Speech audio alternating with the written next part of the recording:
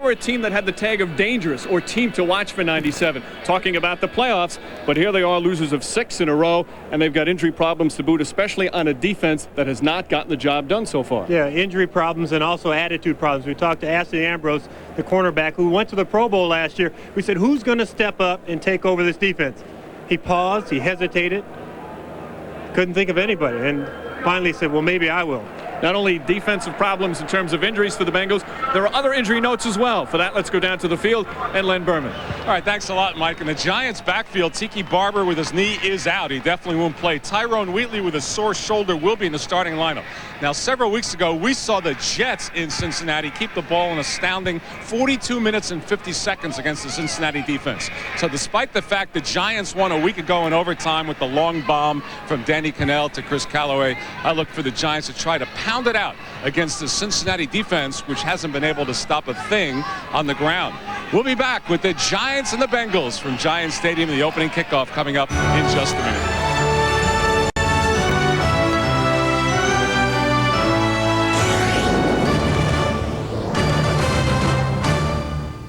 Gets up at about the 25-yard line, where he's taken down there. Marco Battaglia after the 18-yard return. And there's your starting quarterback for the New York Giants, his third straight start. He's 2-0 thus far.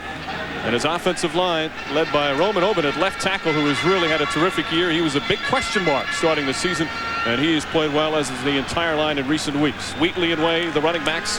Callaway, the big game last week with Alexander, and the veteran Howard Cross at the tight end. Way, the lone setback to start, and Charles Way gets the call and rumbles all the way up to about the 35-yard line. A 10-yard pickup for Charles Way. And the Cincinnati defense, which has really struggled, especially up front. Wilkinson and Van Alhoff and regular starters. Andre Purvis starts for the injured John Copeland today.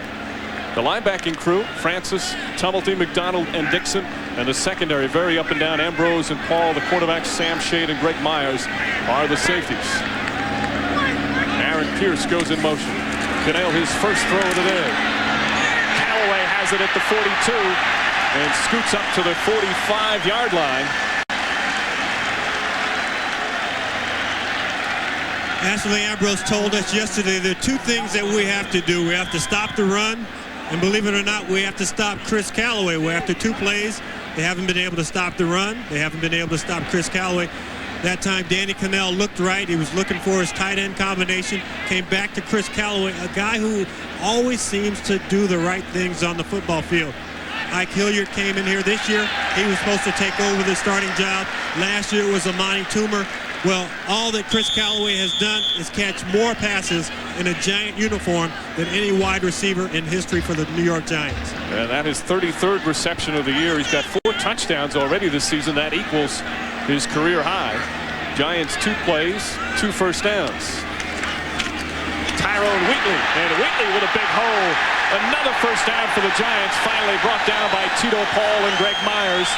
14-yard pickup for Wheatley. You know, everybody's slapping Tyrone Wheatley on the back, but all the credit there has to go to Howard Cross and Scott Gregg. Open up a huge gaping hole on the right side of the line. Tyrone Wheatley, Jim Fossil said, this guy has so much talent, but sometimes he runs like a lightweight. Cannell, quick throw, Kevin Alexander. Alexander still on his feet. Finally brought down at the 23 by Tito Paul. A 17-yard pickup, 4 plays, 4 first downs. And that's also a theme. The New York Giants caught us still talking that time, but their theme is get in the huddle quickly, get up to the line of scrimmage quickly, and then for Danny Cannell to deliver the ball quickly. So it's not a no-huddle offense like he ran to Florida State, but very quick tempo. And Fossil, who's done a terrific job, loves Cannell's demeanor. Wheatley fumbles, and wisely just falls on it. And Giants catch a break there as Wheatley able to recover. It'll be 2nd and long. You mentioned about the up-tempo offense. That's something Danny Cannell is certainly used to doing, but let's take a look at Wheatley. Yeah, and we saw this happen Friday at practice, this same play. Fossil got on the guys. He told them, you know, you may not be concentrating. Let's get your head in. Let's get focused. A lot of times that can happen to a running back because he's looking at the defense. He's not looking at that ball. He's watching the defense to see what they're doing. We see the Giants, their opening drive throughout the season. Cannell on a blitz. Callaway reverses. Almost breaks the tackle, but Sam Shade able to trip him up. Down at about the 23-yard line. You know, the longer you watch Chris Callaway, I think the more that you tend to appreciate him. 5 feet 10 inches tall. When he came into the league, he ran 4.55 in the 40. That doesn't put you at the top of any scouting combine list. But what he just has a knack and a feel for the game. He's got to be one of the toughest guys out there because he plays that inside slot receiver. And he gets it done working amongst the big people. Dick LeBeau, the defensive coordinator for the Bengals, watching the Giants move down the field. Quick throw, Callaway, broken up. An incomplete pass, and now a flag is thrown. Coming in late, Ashley Ambrose. Only thing I can think is if the blow was delivered at Callaway's head. Ambrose looking for an explanation. And it's interference.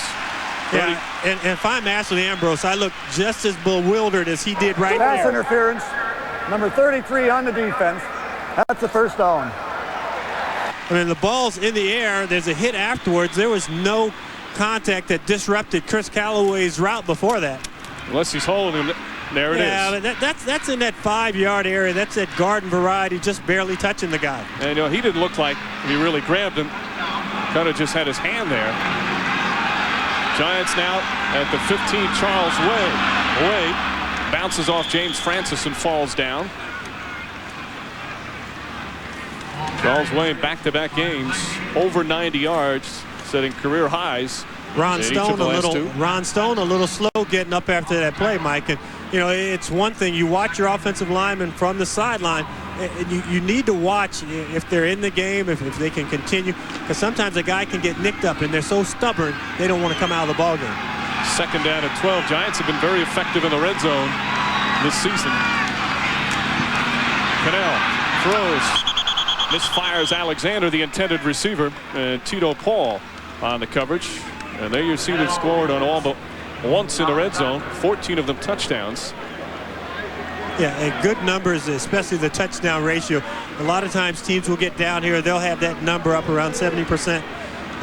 Just getting in the red zone, but they're kicking field goals, and those things can just crush a team.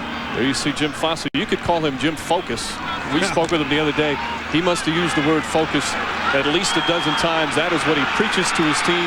That's what he preached to them all this week. Despite playing a 1-6 team, they had to stay focused. 3rd and 12. Cannell shotgun. Looks incomplete. Bengals doing a nice job that time. Callaway, the intended receiver, Corey Sawyer, and Bo Orlando on the coverage. Yeah, you know, he's been looking solely at Callaway. It's really time for the other guys to step up, for Kevin Alexander, David Patton, Amani Toomer, to kind of carry their part of the burden of the passing game. This isn't just Chris Callaway. He's a good, competent receiver, but you need the other guys to also contribute. Daloiso with a 35-yarder. He's perfect from 40 yards or less this season at 5 for 5. And Daloiso had a couple of long field goals last week in the victory over the Lions. Gets the Giants on the board. Giants score on their first possession, 3-0 first quarter. Ladies and gentlemen. Reminds you fresh beer tastes better by the 1998 Honda Accord, an Accord like no other. By UPS, the official package delivery company of the NFL. And by the Edge Pizza, new from Pizza Hut. Have you been to the Edge? Overcast, chilly afternoon in New Jersey. And there's a threat of rain later on. Weather can always create havoc here at Giant Stadium as Daloiso, after his 35-yard field goal. Line drive on the kickoff. Eric Bieniemy on the return. And Bieniemy knocked around, finally taken down at about the 33-yard line. 31-yard return. Scott Gallion on the tackle, and Jeff Blake, who's heard chants of Boomer, but Bruce Coslett says he will not change starting quarterbacks. It's not the best thing for his team.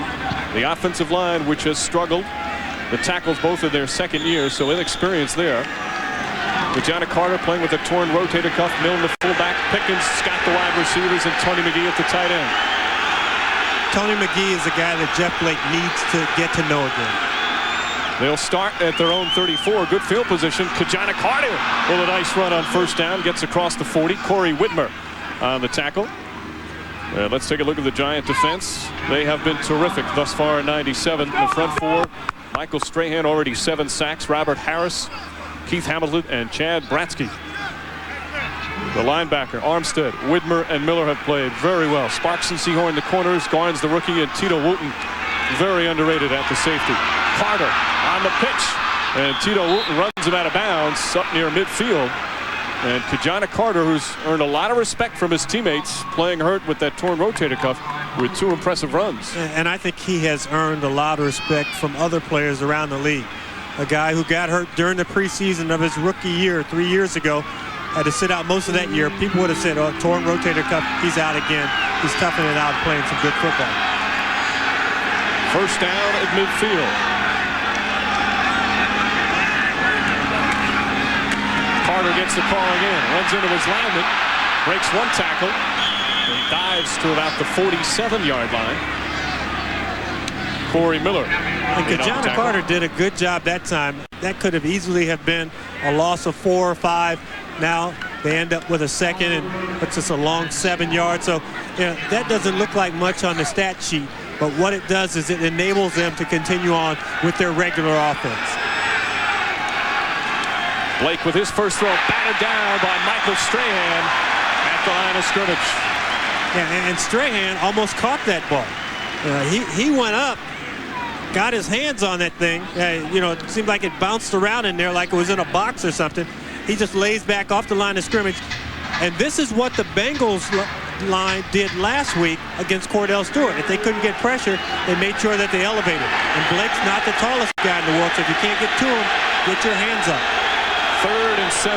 Bengals offense is taking a while to get in gear. They have not been a first quarter explosive offense. Blake across the middle, James Hunden, and he's got a lot of room to run. Runs out of bounds, shy of the 25, a 21-yard pickup and a first down. Yeah, you could call this maybe the year of the little man. You look around the league, a lot of these smallish running backs are coming in and playing really big. Eric Bieniemy, that time, is matched up against a linebacker, and he just holds him out. He gets up under him. Well, he's going to get up under anybody because he's only 5'7". When he gets under him, he gets a nice block on him. That catch from Hunden, his first reception of the season. Former Division II player at Portland State. Blake, chased by Strahan, gets it away and throws it out of bounds. Strahan is one of those guys who, when you look at everything that the Giants are doing this year, you check your roster, you go, well, I guess he is a pretty good player. What he has tremendous speed. The Bengals fake to the left. Blake rolls out. He wanted to hit McGee. McGee gets tangled up, and then he just turns on his jets. He gets after this guy. A lot of speed to run down a guy like Jeff Blake. 2nd and 10. They stay on the ground. Strahan makes the tackle on Carter. 2 big plays in a row for Strahan. That time he beat the tight end, Tony McGee. Just works back across his face. This is a Giant team. You look at them, there are 11 different players on this team that have sacks. They get after the quarterback. Fox has employed a very aggressive scheme. They line up in the 4-3. They come after you and try and get in your face. Bengals looking for their first points on the opening drive. 3rd and 7. Blake looks for the end zone, flag down. Darnay Scott, the intended receiver. Felipe Sparks right there on the coverage, but a penalty marker as Eric Bieniemy and Michael Strahan getting involved. I told you, it's the year of the little guy. These guys, they don't realize how small they are. They put on the helmet, the shoulder pads, all that. And there's Al Roberts, the special teams coach, getting in his face. This isn't what you want early in the ball game. You don't want to get them riled up for no reason. It's one thing to get after guys, and it's funny. Holding, number 22 on the defense. The 5-yard penalty, first down. And you see Al Roberts going out there after him. Now, Al Roberts may not be the running back coach, but he's the special teams coach, and that is the primary function of Bieniemy. So he's one of Bieniemy's guys. He may not coach him, as a position guy, but he's his coach. He's the special teams guy. And Bieniemy's the special teams captain. So on the Sparks penalty, 1st and 10, 8th play of the drive, the Bengals moving the football. Blake dumps it off to Carter. Carter runs down to about the 3-yard line. Tito Wooten and Jason Sehorn in on the tackle, a 15-yard pickup. And the Cincinnati offense looking sharp early on. And the thing that I like, after Kajana Carter catches the football, he does that pointing. That's one thing you used to see back in the old days. A guy would point, you block this guy, you block the other guy, and he's pointing downfield. And if you're a defensive guy, you think somebody's coming to block because the guy's pointing. First and goal at the 3. Carter stopped just shy of the goal line, and a second and short coming up. Bengals have struggled in the red zone. One of the actually, when they're in the red zone, they've done a decent job. They just don't get there. They've only been down there 11 times, and this is week. This is their 8th ball game. A little more than once a game they get down there with a chance to score points. That's the thing. You look at, they're the second lowest scoring team in the NFL. They have a lot of talent on that team. They just can't score points. An eligible receiver, 77. Kevin Sargent in as an eligible receiver. Corey Dillon is now in the backfield. Dillon leaps into the end zone. Touchdown, Cincinnati.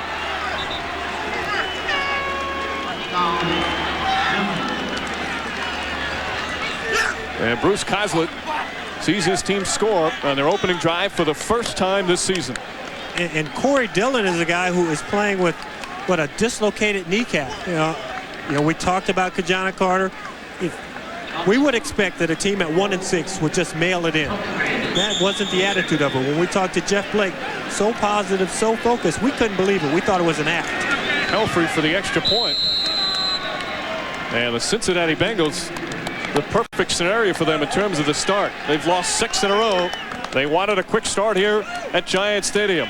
Dillon with the touchdown, 7-3 Bengals. 22-year-old rookie Corey Dillon, number 28, who scores on the 1-yard run, the second-round pick out of Washington, gives the Bengals the completion to a very impressive opening drive. Pelfrey with a short kick. Pegram up across the 30, and Pegram all the way up to the 39-yard line. Gerald Dixon brings him down. A 25-yard return. Danny Cannell of the Giants had a field goal in their first possession. Second time around now.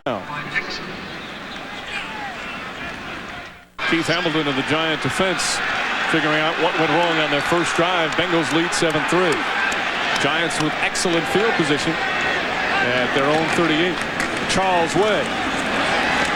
Way gets up near the 44. Greg Myers on the tackle. And Charles Way, who is really coming on without question, as you see Big Daddy Dan Wilkinson, but Charles Way, the most respected player on this Giant team. Yeah, he really is. And Big Daddy Dan Wilkinson is the defensive captain. As a defensive captain, you need to stand up. You don't get blown out, turned around backwards. He's 12th on this team in tackles. 12th. There are only 11 starters. 2nd and 5. After Way's pickup, Wheatley on the pitch. Myers in pursuit. Greg Myers with a strong play. Tackle for a loss. All right, now let's go across the river. Get an NFL update back in New York with Greg Gumbel. Greg? All right, Mike, in Washington, Gus Frerotte of the Redskins has answered a Vinny Testaverde touchdown pass with one of his own, 15 yards to Leslie Shepard, who catches it just before he leaves the end zone with the extra point. The Skins and the Ravens are tied at 7. Mike? That is one of my favorite things when I see a receiver work his feet before he goes out of bounds. A lot of guys catch the ball, that big step, 1 foot in, 1 foot out, like they're still in college. Impressive catch. 3rd and 10 after the nice play by Myers. Cannell fires, incomplete. As Andre Collins right there on Callaway, some pushing and shoving afterwards. And Collins with a nice breakup. But has he thrown the ball to anyone other than Callaway? You really do need to mix this offense up, because what happens, the other receivers, they just start to run just to run patterns, not trying to get open any longer. Brad Maynard, a 3rd-round pick out of Ball State, will kick off to Myers. Myers playing very well on defense, and he's their punt returner, standing back at his own 11. You make adjustments during the course of the game. If they've changed something from what you've seen, you get on it right away. You don't wait until halftime when you're really getting a hot dog and something to drink. Giants had a 3-and-out. Cannell trying to adjust. Bengals at their own 16. Kajana Carter. And Carter gets up to about the 17. Tito Wooten and Corey Whitmer in on the stop. Let's go down to the field and Len Berman. Well, Mike, you might have seen Corey Miller on the line waving his arms up, trying to get the crowd to make some noise. That seems to be a problem here. A lot of teams have a 12th man with the crowd. This place is basically quiet. Now the Giants are behind, but we were here for the Baltimore Giants game, and the Giants on the bench spent half the game playing cheerleader. This is a quiet home Giants stadium, Mike. Normally not the case at Giants Stadium. Some of the most loyal fans in the country as Blake throws it downfield. Incomplete, intended for Pickens. Jason Sehorn with him every step of the way. Yeah, and I don't like that matchup. As good as Carl Pickens is, you take Jason Sehorn, who is one of the more athletic corners in the NFL. 6'2", 210 pounds, runs the 40 and under 4.4. Second-round pick when he came here out of USC. They didn't know whether to play him at safety or at corner. Since they put him out at corner, he has really blossomed into a fine player. On the verge of a Pro Bowl. Crowd now suddenly into it on 3rd and 8. Blake under pressure. Keith Hamilton. Hamilton now with 5.5 sacks on the season.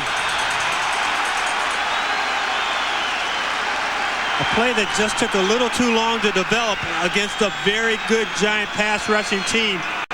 You know, there's not one guy who gets there first. 3 guys converge on him. It's like happy hour. Everybody show up at Jeff Blake. 28th time Blake has been sacked. He has taken a lot of hits this year. The veteran Lee Johnson on the punt. And a very short punt off the side of his foot. David Patton scampering around and ducks down at about the 48-yard line. 43-yard punt. It's a nice bounce. Greg Truitt takes him down. Amani Toomer, by the way, on the punt return. And once again, some extracurricular activity.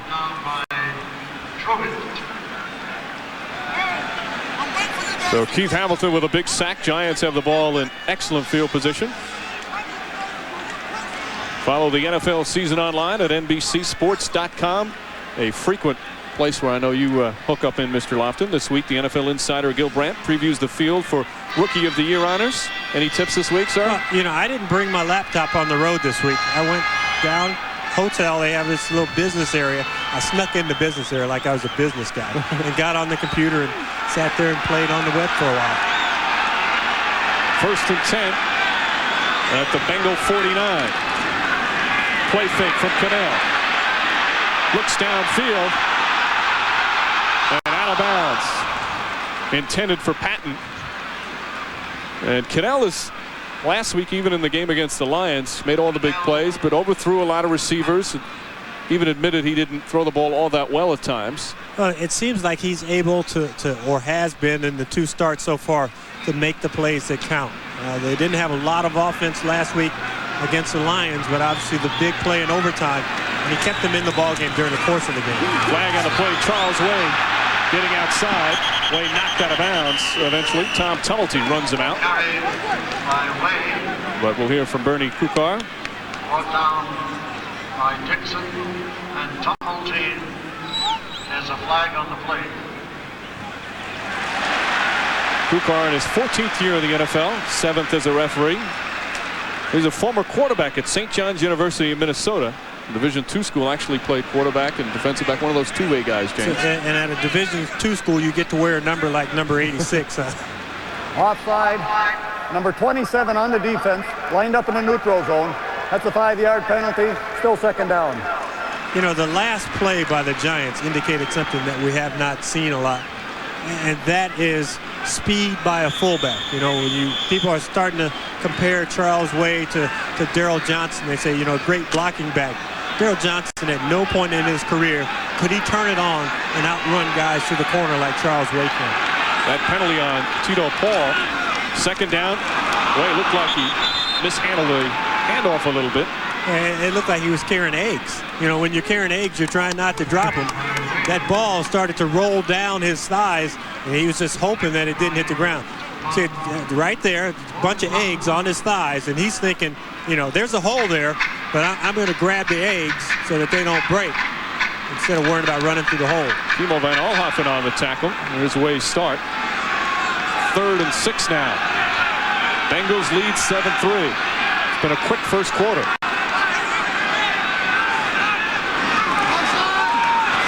Cannell throws complete. Eric Pegram out of the backfield, but he's just shy of the first down. Sam Shade knocked him out of bounds, and it looks like they're short of the marker.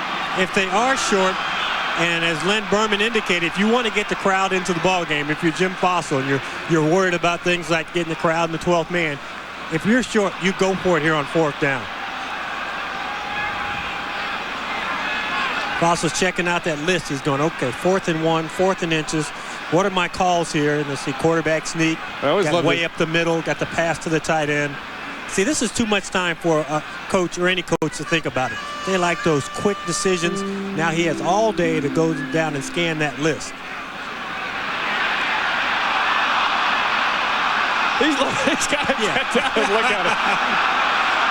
He had to get down on the knee and check. They're still checking it. See, now I don't believe this. You finally get, everybody up cheering because you're going for it, and you get that one offensive lineman going, no, quiet down. I don't want to be the guy to jump off sides. They're going to check it out in the field as well. Well, no, they've got to do the same mark when they put the ball down. So they keep it at that little one chain link, and, if it was 2 chain links, then maybe you punt it. But 1 chain link, you go for it. You can't get any closer. 4th down, and they will go for it.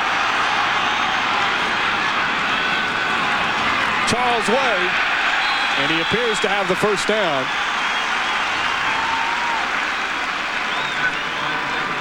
So Jim Fossil goes for it and gets the first down. Fossil, I'll tell you what, if you're one of those guys that you like to give out mid-season grades, he is a candidate for Coach of the Year. Turning around this team, especially, as we mentioned earlier, they start 1-3, have a terrible loss to St. Louis, key injuries, and yet here they are winning 4 in a row and in first place. Way gets the call on first down. Charles Way gets some blocks, and there's a marker. Rico McDonald knocked him out of bounds, but another penalty. Yeah, and that's either a hold or a push in the back. Charles Way's a good guy. You run him up in between the tackles. When you have to take that extra moment because he's not a sprint guy to get him outside, linemen and everybody else, they tend to hold. It'll be the second Giant penalty on the holding, so they'll bring it back. Holding, number 84 on the offense. The 10-yard penalty, still first down. Aaron Pierce, the backup tight end. So a 1st and 20 coming up for the Giants. When you run wide, everyone should know that you're running wide. Sometimes when a running back sticks it up in there and then bounces it out, you don't know he's going that direction. Then you can explain why you grabbed your guy. But if it's a wide play and it's called that way, you got some tough explanation when you go to the sideline. Callaway goes in motion. Blitz here from the Bengals. Another marker out of the backfield is Wheatley. And Wheatley run out of bounds by Sam Shade at about the 40. But more flags on the play. Yeah, and there's a flag on each side, so both of the officials saw the same thing. Earlier we had Tito Paul lined up in the neutral zone. The cornerback lines up off sides. This time it looks like the Giants might have moved early. The Giants with another penalty will push them back even further. Illegal shift. 2 men on the offense are moving. That's a 5-yard penalty. Still first down. And we talked about the quick tempo that the Giants are trying to run. That time they have a shift involved before the snap of the ball. And I think that it was catch-22. Is that what you call it when you plan something but it backfires? I think that was one of those catch-22 things. They're trying to do the quick tempo. They have the shift, and they have 2 guys shifting at the same time and 1 guy going in motion. And that shifting makes it a 1st and 25. Final minute, first quarter. Cannell, complete. Howard Cross. And Cross finally dragged down. Sam Shade among those in on the tackle. 11-yard pickup. Let's head back to New York once again. Another update with Greg Gumbel. Greg? All right, Mike. Battle of Missouri at St. Louis. Tony Banks, 13-yard touchdown pass to Isaac Bruce for the Rams' first offensive touchdown. They'd gone 10 quarters without one. 7-3 now. St. Louis leading the Chiefs in the first. Mike? Thank you, Greg. Near the end of the first quarter here at Giant Stadium. 2nd and 12. Callaway. Here comes the rush. Danny Cannell throws it behind Callaway. Sam Shade right there. Fans wanted a flag. Callaway had no shot at catching that.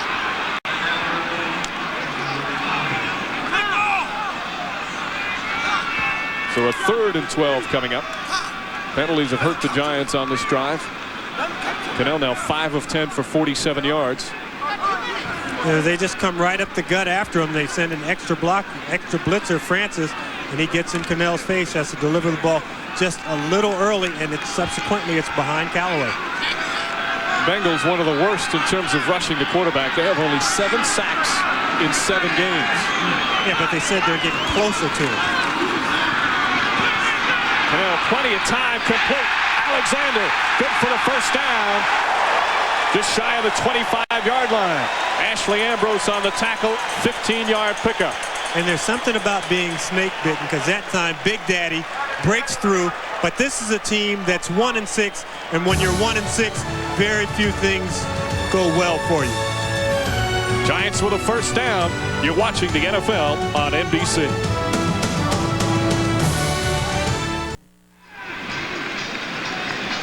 Giants converting on a big 3rd and long, and they have a first down at the Bengal 25-yard line.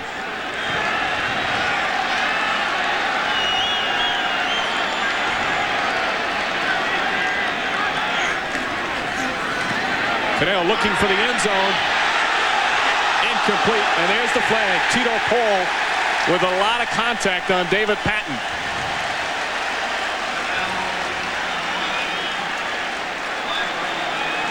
It's such a tough call because that receiver has that arm. He's posted up against the defensive back. The defensive back, he tries to look back at the last second. Number 27 on the defense.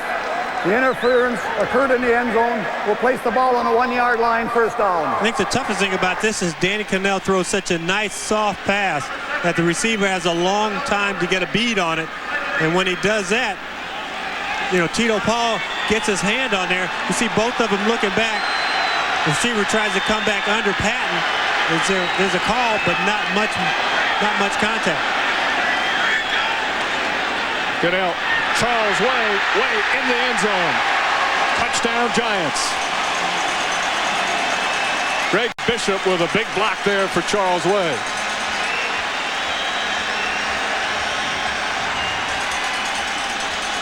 Did you see Scott Gregg? He just did like a big somersault out on the field. Talk about a team that is fired up. There were a lot of question marks as to whether or not the Giants would have a letdown. They said letdown, and we're just a bunch of blue-collar guys. We're not good enough to have a letdown against anybody. It's been a long time since the word letdown was even uttered by Giant players and fans. Daloiso connects on the extra point, and the Giants answer right back. Early second quarter, 10-7 New York. The NFL on NBC is brought to you by Century by Buick. Discover a little luxury in this century. By AT&T, it's all within your reach. By Frost Brewed Coors Light, who reminds you the 3 most important words are "Hey Beer Man." And by American Express. Wherever you are, whatever you're doing, American Express helps you do more. 2 costly pass interference penalties for the Cincinnati Bengals, and the Giants lead 10-7. Brad Daloiso to kick off. Short kick on his last one, and the Bengals had excellent field position. Bieniemy about 2 yards deep. Bieniemy, excellent run. He's got 1 man ahead of him. Gets by Daloiso. There he goes. No flags. 102-yard return for a touchdown.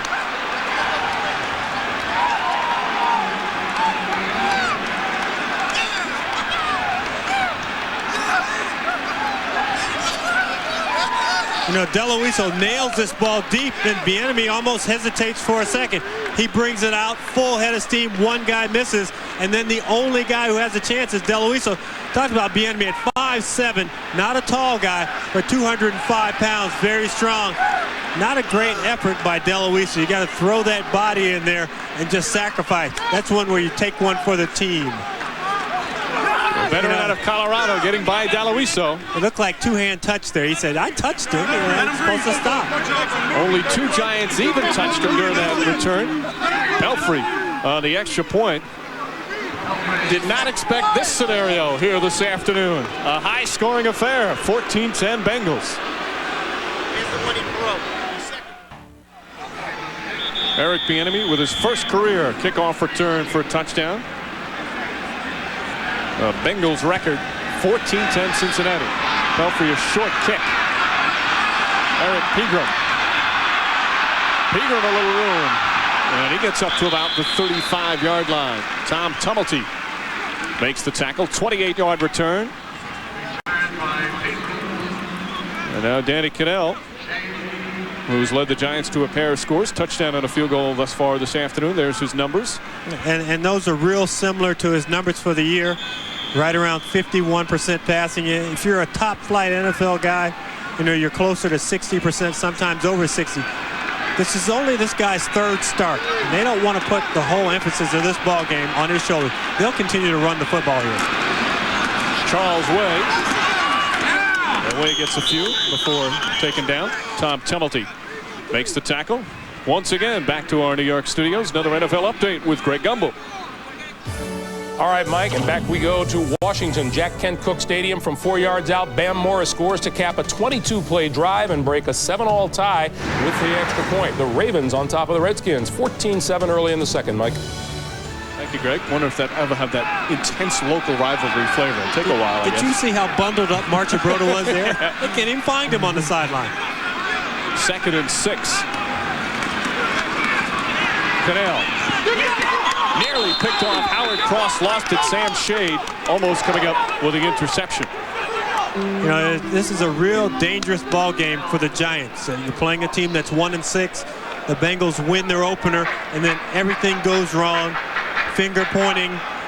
These guys aren't playing hard. They don't care anymore. You give a team a reason to believe it can win a ball game, and they may just do it.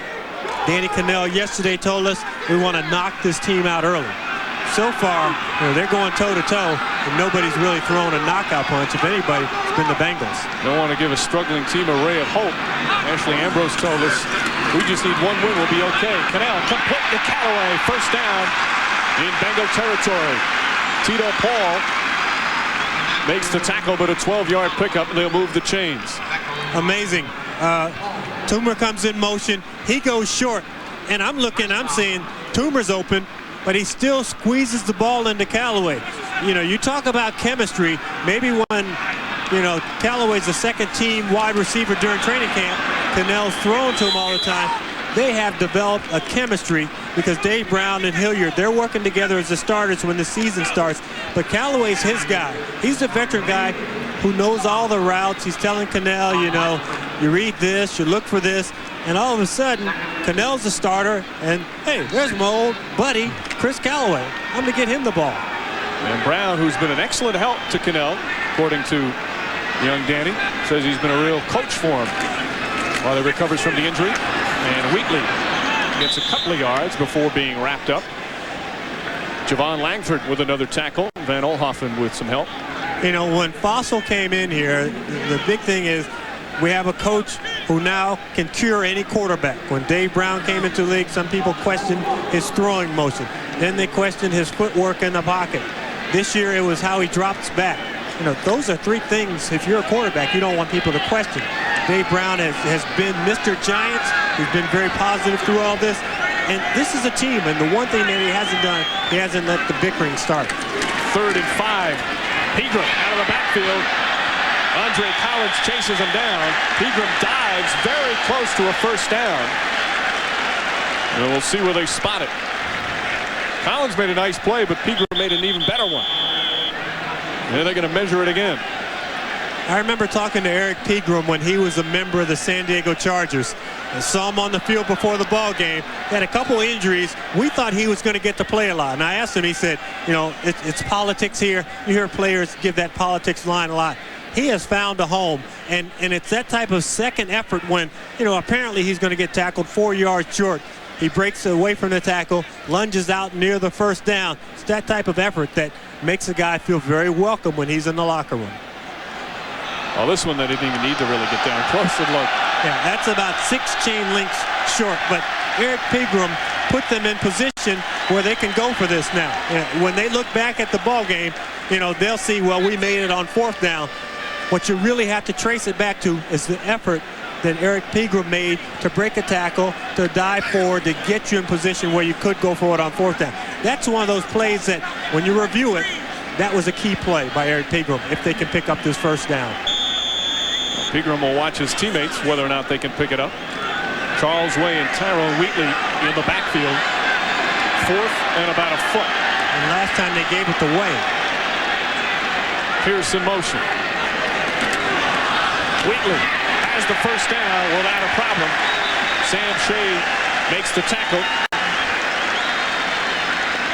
But Pegram's extra effort gives Wheatley the chance to top it off. You know, one of the things about Tyrone Wheatley that he has to learn, he's so fast, so strong, he needs to lower his shoulder pads just a little more. He gets stood up a little straight in the hole. He has that one bad shoulder, so he may not want to put it up there and take a blow on it. The pitched away. Reverse. Now the flea flicker. Cannell looks downfield for Callaway. Incomplete. Ashley Ambrose right there on the coverage. And Cannell was under pressure as well. That play really got kind of bungled from the beginning. It was not a good handoff between the first couple people. Then Alexander can't get it out of his hands to throw it back to Cannell. But you know what? The Giant fans liked it. They're applauding it. They don't want an old stuck-in-the-mud offense. They like it when they see a gadget or two. Because that's a play that every fan in the stands knows, hey, this is what we were running in the parking lot before the game started. Tyrone Wheatley quickly tackled Rico McDonald. You know, that's what Fossil's known for, a lot of creativity on offense. But he's pretty much had to resort to bland offensive calls with his team thus far. He's had so many injuries. We mentioned the Brian Williams, the Dave Brown, the Ike Hilliard, the Tiki Barber, the Rodney Hampton. And he's had to adjust a little bit, so they haven't really seen all of his gimmick plays yet. Yeah, but what he's really done a good job is finding somebody to run the football. Rodney Hampton out, turned to Tiki Barber. He goes down. Tyrone Wheatley responds for a while. And then Charles Way, you know, a guy who everyone knew that he could block. Prides himself on his blocking, but he can also run the football pretty well. 3rd and 9. Cannell throws it short for Kevin Alexander. Greg Myers right there.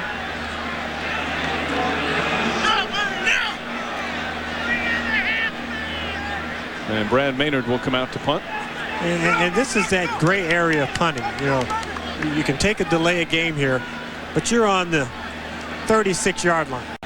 If this ball happens to go in the end zone, you only net 16 yards. You know, if I'm a real gutsy coach, 3rd and 9, if I had completed that pass for 7 yards, I would have gone for it again. Obviously, you're closer in field goal range. There's not a lot to gain here unless you really pin them down in the corner, and that's one thing the Giants practice on. And Maynard goes for the corner. And a perfect kick. The rookie from Ball State couldn't have run down and placed it any better than this one.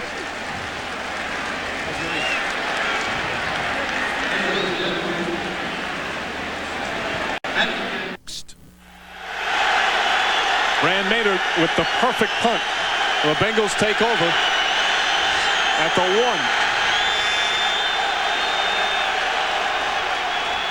Blake to throw. Looks downfield for Darnay Scott. Scott comes back, and there's a penalty marker. Philippi Sparks on the coverage. You know, when you have nothing to lose at 1 and 6, this is what you're able to do. Darnay Scott has great speed, hasn't had the season that he would have expected of himself.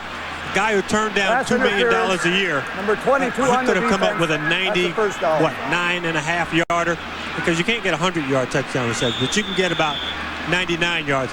Blake underthrows him. That's one that they'll look at in the film study, because he had a full 2 yards on him and pulling away.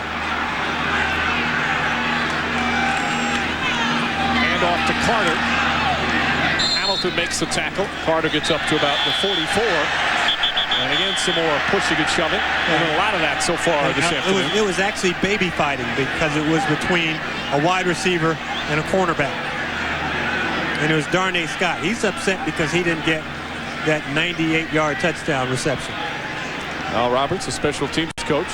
I think Al Roberts is actually in charge of boxing, because every time there's a fight that breaks out with the Bengals, he's around them. And there's Sparks Is there a little right or left?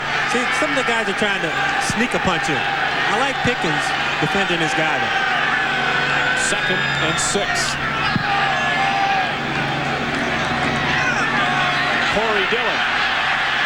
And Dillon runs out of bounds right about at midfield, a little shy of the first down. He ran into the receiver coach, Milt Jackson, for the Giants, and Milt's over. He's trying to make some notes about what they're going to do next time, and all of a sudden he sees everybody else around him move. The flag down on the play also. This holding against the Bengals. They might have called Darnay Scott, number 86, for holding. He was going to prove to Sparks who the tougher guy was. That time Dillon's supposed to go inside, bounce it outside. You get that inside run bouncing outside, somebody's going to be grabbing onto someone. Bengals have been hurt by penalties. They still lead 14-10. And now with a 2nd and 16.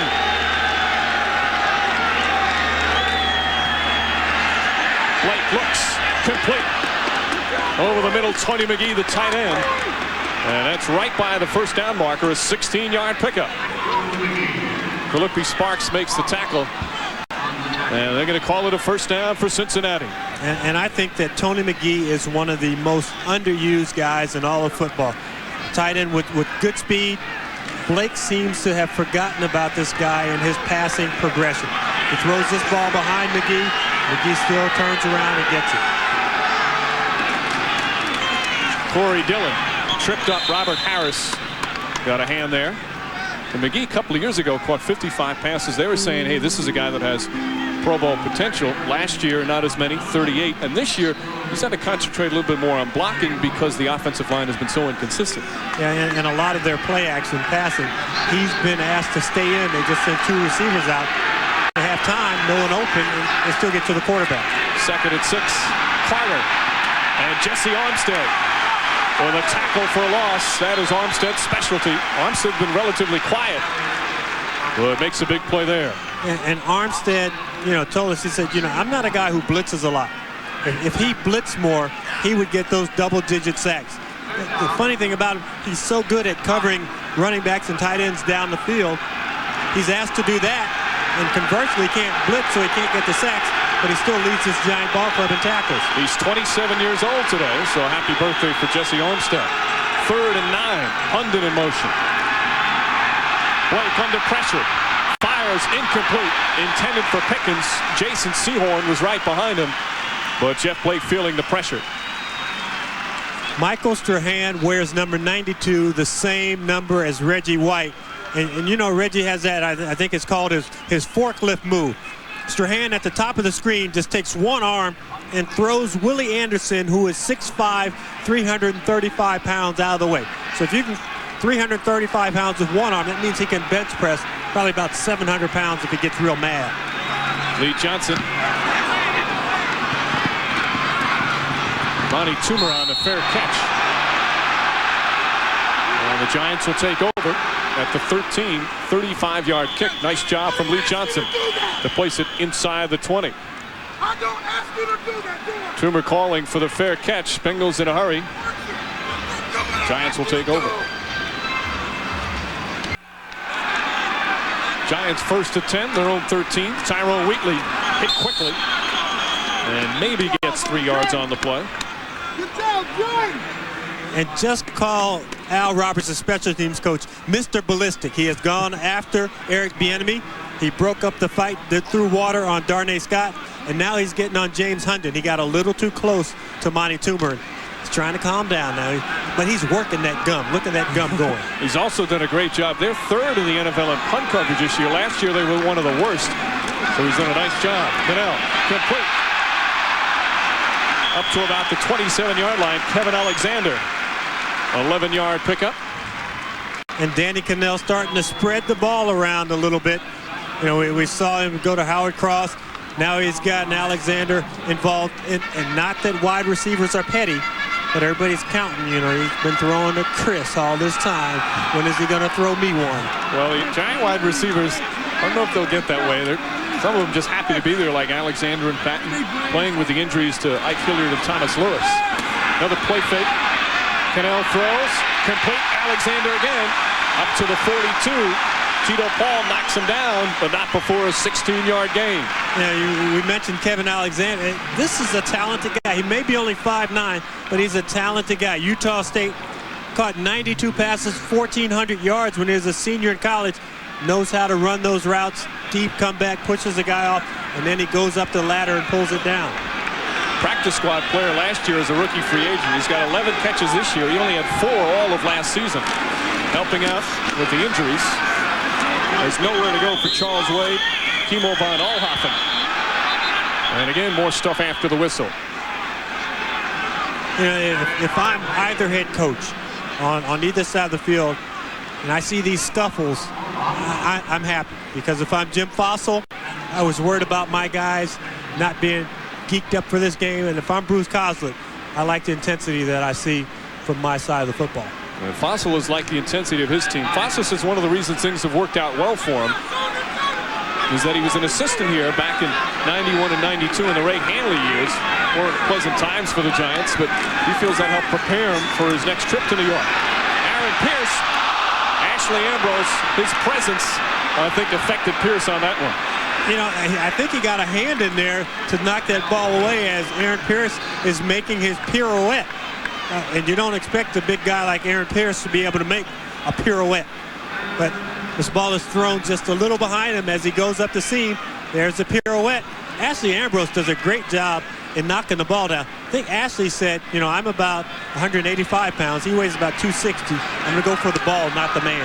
He told us yesterday he's excited about it today. He likes to play against young quarterbacks. And Cannell certainly fits that bill. On third down, Danny Cannell nearly picked off Tito Paul, had a hand on it. Cannell overthrowing Amani Toomer, and fourth down for the Giants. And Amani Toomer has been great in the punt return game.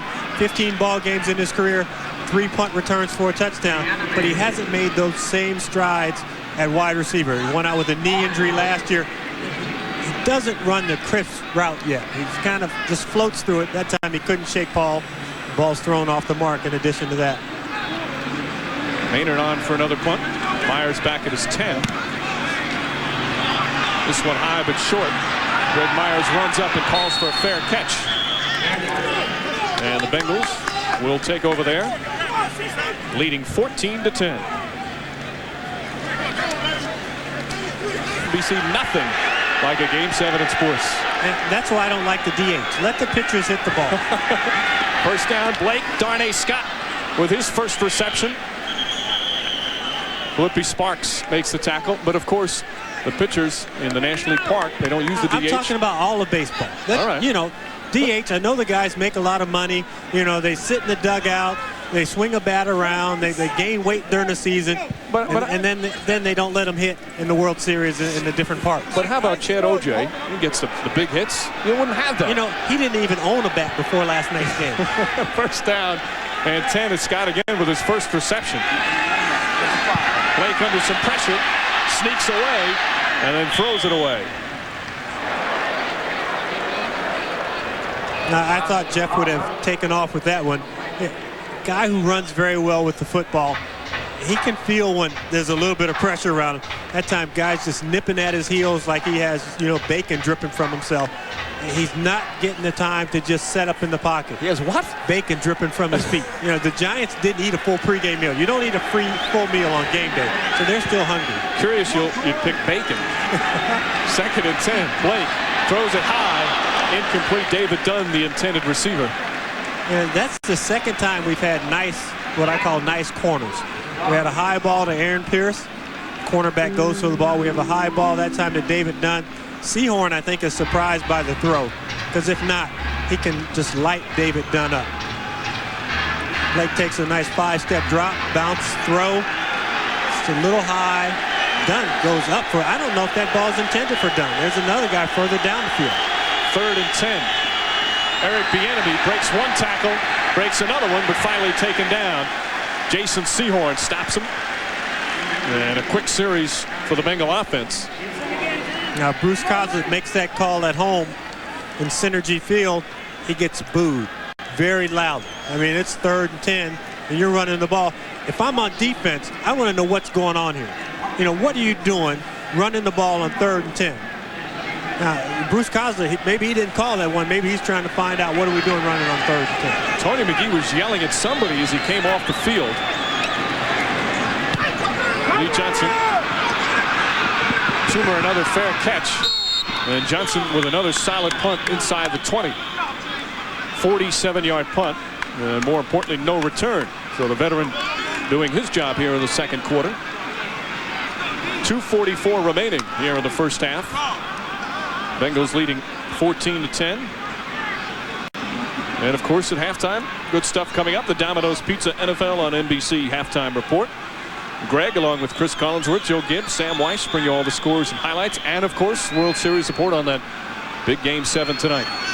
All coming up at halftime. Giants will start at their own 15. They trail 14-10. Cannell again high. Howard Cross hauls it in. Sam Shea brings him down. That's a terrific catch from Howard Cross. Yeah, a great catch. I saw Howard when he jogged out on the field. We talked to him the other day, and in the first minute he talked to us, he said old guy about 4 times. and Howard really is the old man on this team. I noticed when he ran out on the field, I said, you don't look real old. He also said Cannell only throws to him out of desperation. Wheatley on the pitch, and Wheatley gets up across the 31. Tom Tumulty makes the tackle. Now we've got the 2-minute warning approaching. So Wheatley continues to play with that bad shoulder. 2-minute warning here, first half at Giants Stadium in East Rutherford. Bengals leading the Giants 14-10. You're watching the NFL on NBC.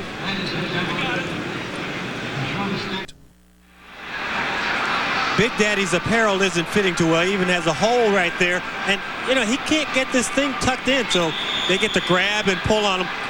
He looks like Earl Campbell in a tearaway jersey. Running down the sideline against the Miami Dolphins. An equipment manager's nightmare. 2nd and 5. Cannell throws it to Callaway. And Callaway's got the first down, gets out of bounds. Callaway's 4th reception. The ball be spotted at about the 38. Giants with all 3 of their timeouts remaining. Callaway was named the NFC Offensive Player of the Week. Very tough player. He says that one of the reasons why he's tough, when his mom was pregnant with him, she was a cheerleader. And all that banging around, he learned at an early age. Okay. That's what he says. I'll buy that because you've never lied to me before. On first down, again, Cannell throws a little bit behind.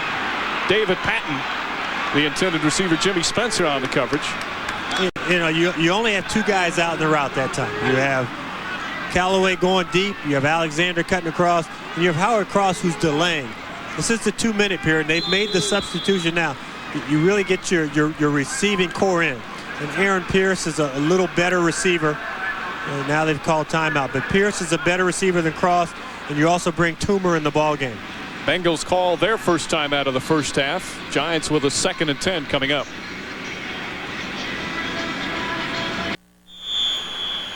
Tito Paul getting worked on the sideline. That's a lot of people around. If it's just a cramp or something like that, you may have one guy trying to iron it out, but that looks like a medical problem. 2nd and 10. Jimmy Spencer was in on that last play for the first time this afternoon. In for Paul. Cannell quickly out to Wheatley. Wheatley trying to get back Sam Shea. And Sam Shea with a good open field tackle. Up at about the 42. 3rd and long coming up for the Giants. That's the area that you expect a little more from Tyrone Wheatley, a guy who was a sprint champion when he was in high school, a #1 pick out of Michigan, a great hurdler in college, has aspirations of doing a lot of things. Got to make one guy miss in the open field. 3rd and 6. Pegram goes absolutely nowhere and quickly thrown down. Giant fans don't like the call. Canute Curtis.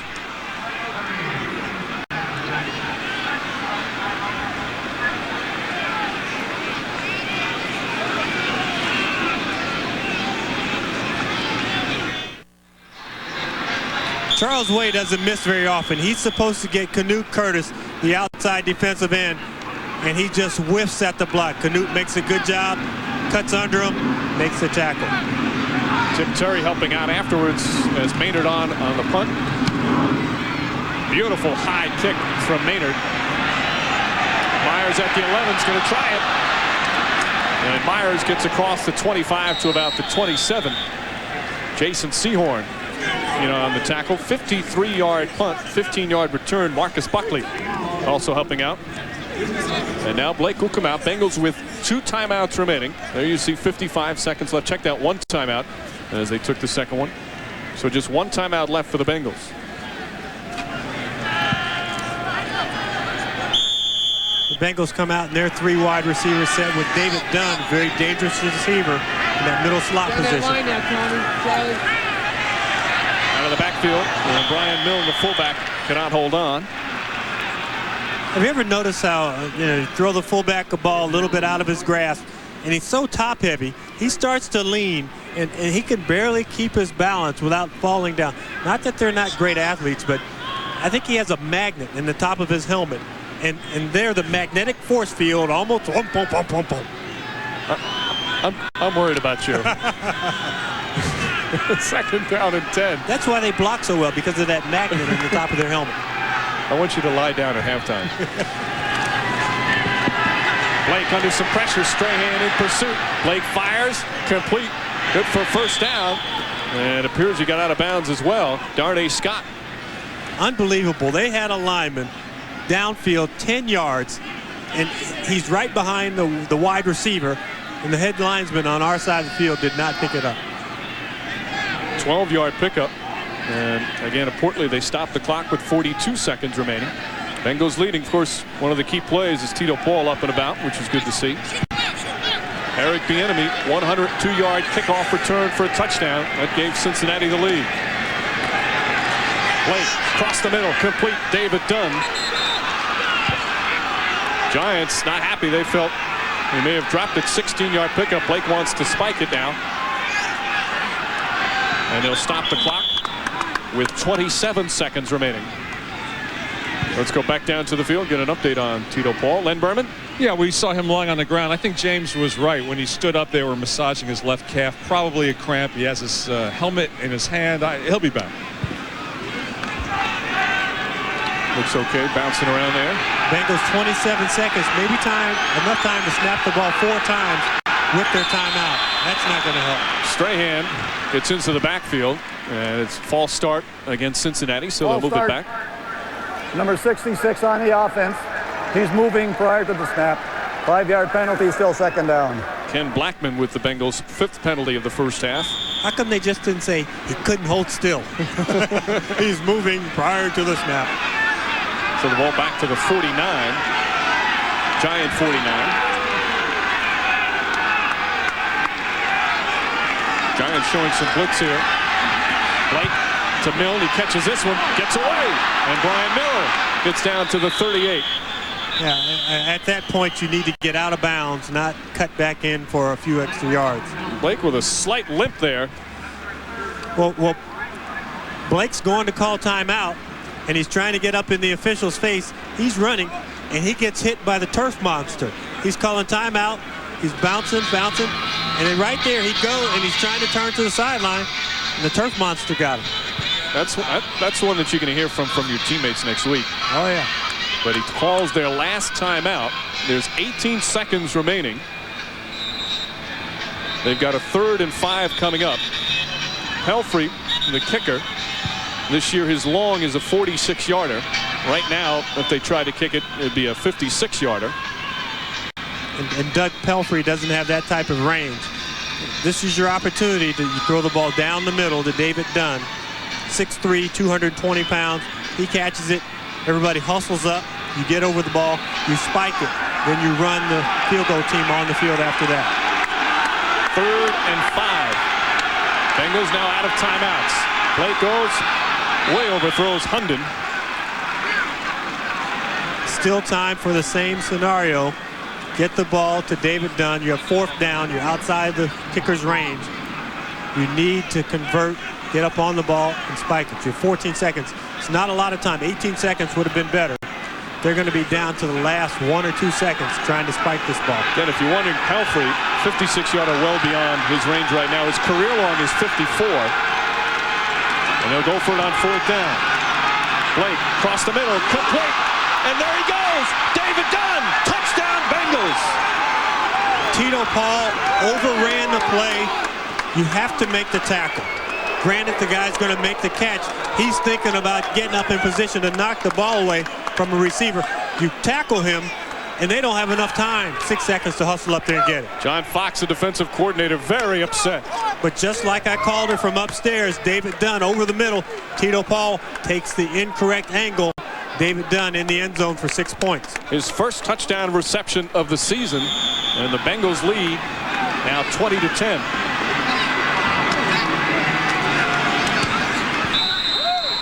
We have too many Titos in the ball game. Tito Wooten missed the tackle. Wrong angle. Not Tito Paul. And John Fox very upset.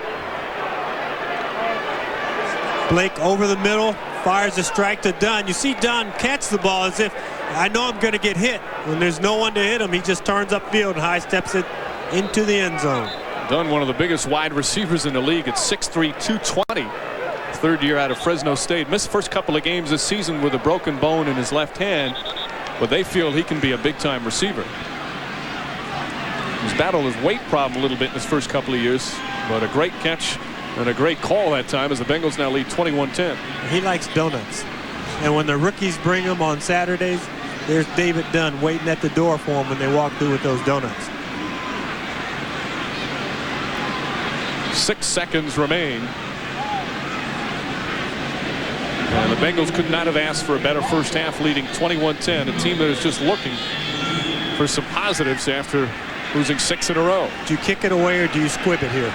I don't kick it away. Pelfrey, Aaron Pierce picks it up.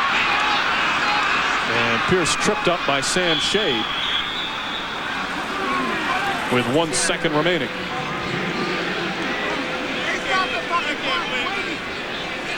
So Jim Fossil's team, winners of 4 in a row, going to have to come from behind in the second half.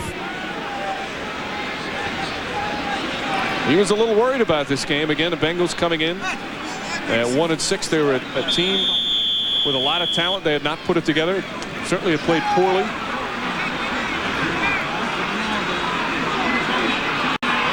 Yeah, this to be the final play of the first half. And the Giants hear some more boos. Yeah, but the Giants are penalized. The wide receiver, Alexander, didn't get up on the line of scrimmage. They don't have enough guys on the line of scrimmage. Illegal procedure. He can't believe it. He can't believe it. Illegal formation. Number 86 on the offense. The half is over. Well, the Cincinnati Bengals, losers of 6 straight, with a strong first half here at Giants Stadium in East Rutherford. Bengals leading the Giants 21-10. Right now, let's go back to New York. The Greg Gumbel Stadium in New Jersey. It's a 21-10 lead for the Cincinnati Bengals. Hi again, everyone, along with James Lofton, Mike Breen. Yesterday when we talked to the Bengals, all they kept saying was, we don't get the big play. We're not getting the big play. They had 2 pretty big plays in that second quarter. And we've seen special teams coach Al Roberts kind of go after some guys, and that's the type of emotion that has been on display for this whole ball club. You know, whether it's Bieniemy running a kick return back or guys fighting for extra yardage, this team, they were accused of kind of mailing it in. They haven't done that today. Well, that play happened in the first quarter. Bieniemy, who's the special teams captain, so fired up. Then he came back in the second quarter and returned 102 yards on the kickoff return for the touchdown. Yeah, and I think for the Giants that they've been caught off guard. Danny Cannell said, we want to knock this team out early. Well, as it turns out, they're down 21-10 at halftime. And this is a Giants team you have to wonder, are they equipped to come back from a deficit like this? They haven't passed the ball dramatically well during the season. You know, Danny Cannell has been very functional. Now he's going to have to lead a second half comeback. And the Coors Light halftime stats, you see the numbers pretty close in terms of rushing, passing, and total yards. No turnovers yet. Giants have had the football for quite a bit, but again, that 102-yard return a big difference, and then they scored on that 4th and 5 from the 39 in the final minute of the second. Let's go back down to the field and Len Berman. All right, Mike, I talked with both coaches. Bruce Coslet, as you really pointed out, he said we finally did something that's been plaguing us all year long. We finally made some big plays. I asked him what about the second half. He said pretend that the first half never happened. As for Jim Fossil, he said we did not play smart. He was very unhappy. I asked him if he was calm at halftime in the locker room, and he said, no, I wasn't. And Fossil has gotten tough when he's had to. He was known as being very laid back, but that's not the case when need be. Bieniemy breaks another tackle. Eric Bieniemy over the 30 to the 32-yard line. Finally taken down. Doug Coleman, a 29-yard return for Bieniemy. Sometimes a good gauge of your team is how well you're playing in the special teams department. The New York Giants there, they let the Bengals out past the 30-yard line, and that's kind of the gauge. You know, it's decent if you can pin them inside the 30. Great if you can pin them inside the 20. They want a lot more out of their special teams in that area. Larry McDuff, so his special teams give up the touchdown. Dejanna Carter gets up to about the 35. About a 3 or 4 yard pickup. Michael Strahan makes the tackle. Very important defensively for the Giants, and you really cannot overemphasize it. You let the Bengals get on a march, chew up some clock, and all of a sudden you're not looking at a half where you have a chance to come back in the ballgame. You're looking at only a quarter and a half, so they'd love a 3-and-out series right here. Blake's touchdown at the end of the second quarter, his first touchdown in 4 games, first TD pass. Had gone free with that one. Carter gets the call and taken down. Sam Garnes makes the tackle near the 40-yard line. It'll be a 3rd and 1.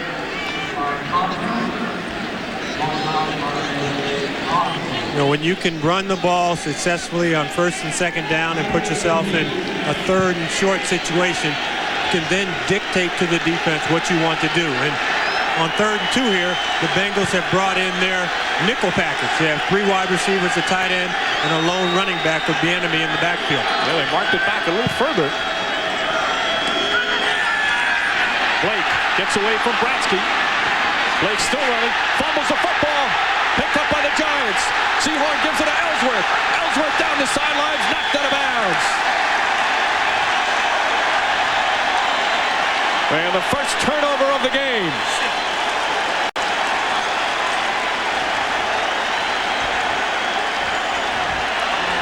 Third and 2, you would expect possibly a rundown. Blake takes a short set. What he does well, he moves in the pocket well. He has that ball waving it around a little bit. Jesse Armstead comes up, pokes it out with his left hand, and then that ball's on the ground. And you mentioned Sehorn and Ellsworth are kind of there battling for it. Maybe Sehorn's the better candidate to run with the football there. He's a star running back when he was in junior college. But Armstead making another big play. Armstead having a Pro Bowl season for the Giants. 1st and 10. Tyrone Wheatley cuts back inside, and Wheatley dives down to about the 17-yard line. And this crowd booing the Giants at the end of the second, fired up. And Jeff Blake being attended to.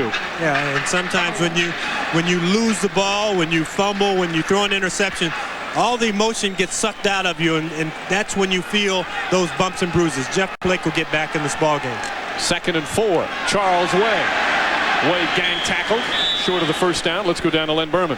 Well, as James was just talking about, Jeff Blake was shaken up on that last play. There's something with his left foot. It happened towards the end of the second quarter. He is standing on the sidelines, but he walked off very gingerly after that turnover, guys.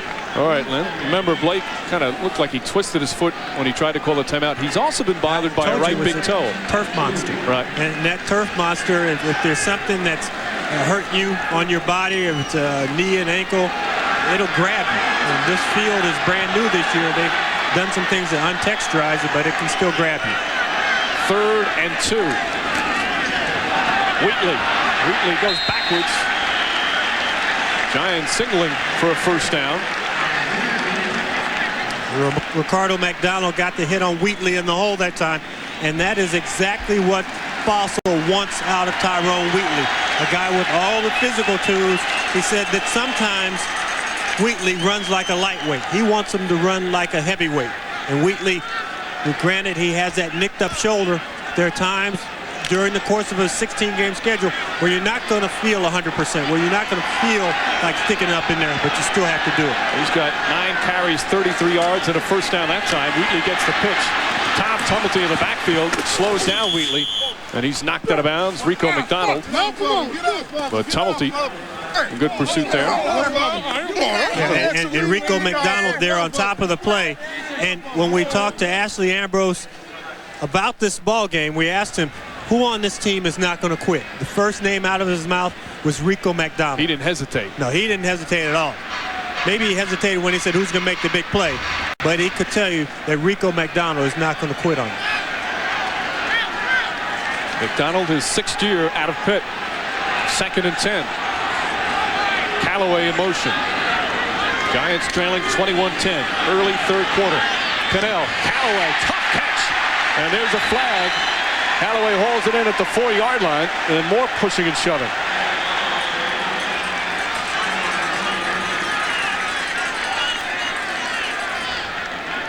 Yeah, it's a pass interference here, but Callaway just comes up with the catch.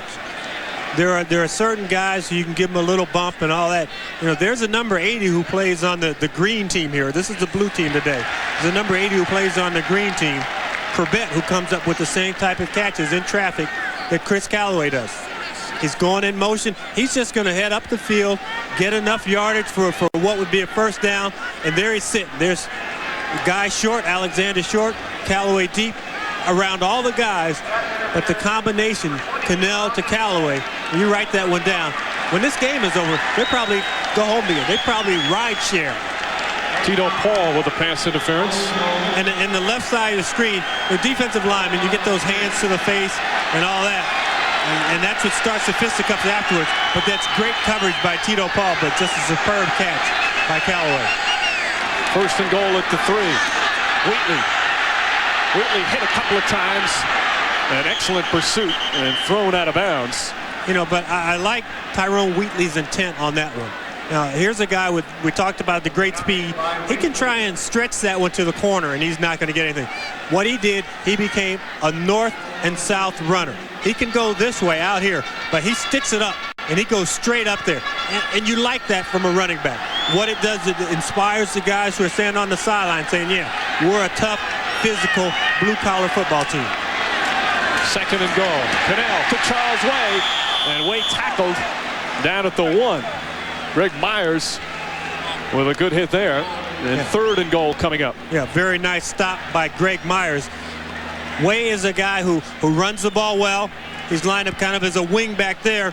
Just shoots off into the fence. Look at the blood on Way. You know, that's when you can tell a guy's a good physical player. And that blood, trust me, is somebody else's blood. That's not Charles Way. You know, I don't think he bleeds. He's just one of those type of tough guys. No elbow pads or anything like that. He gets other people's blood on him. A tough guy made a play on him. 3rd and goal.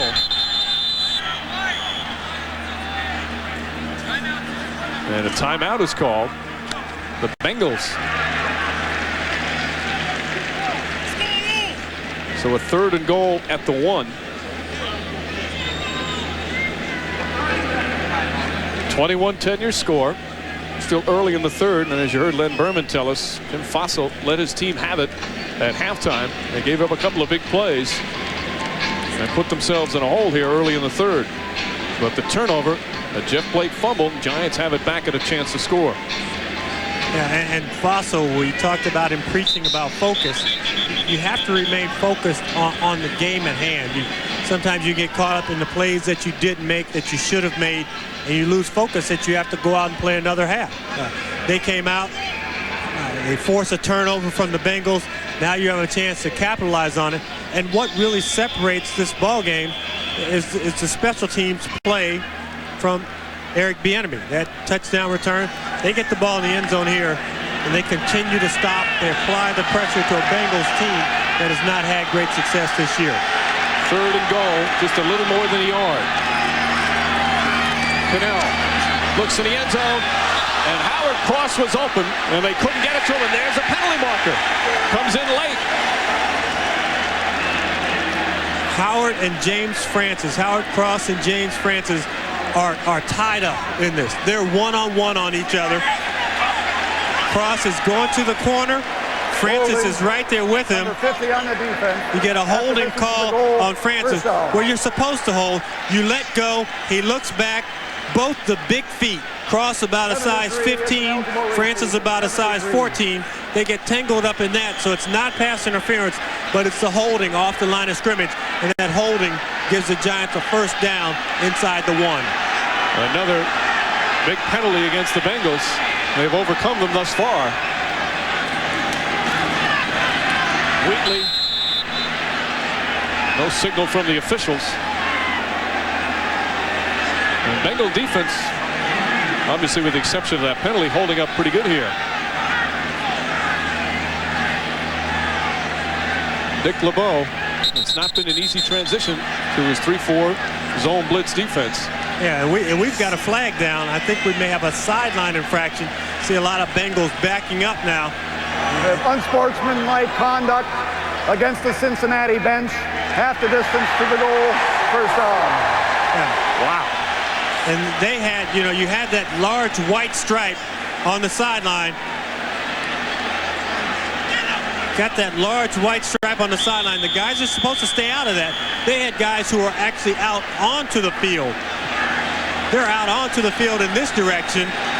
The officials had no recourse but to call that penalty against them. You never see that call. 8th penalty. Charles Way, touchdown Giants.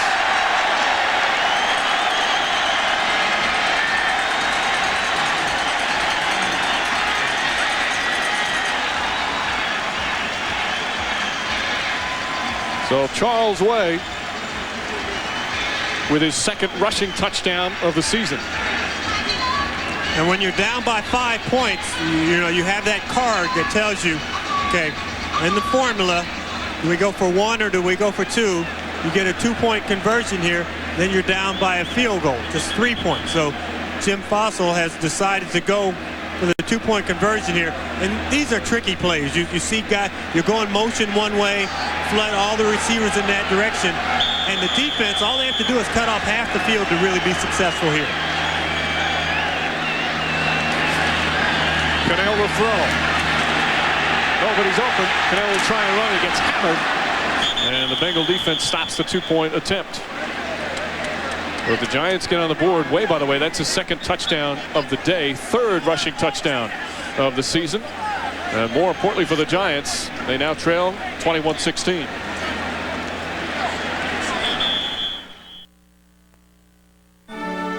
The NFL on NBC is brought to you by Volkswagen. On the road of life, there are passengers and there are drivers. By Chic, the feel of smart design. By Northwestern Mutual Life. Have you heard from the Quiet Company? And by Texaco, a world of energy.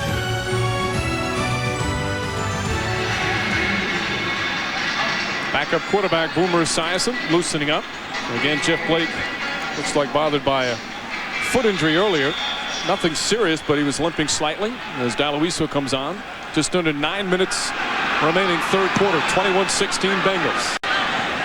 Bieniemy already has returned 1 for a touchdown.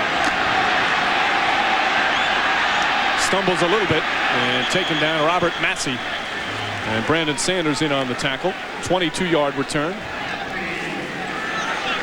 So Jeff Blake and the Bengals back out on the field.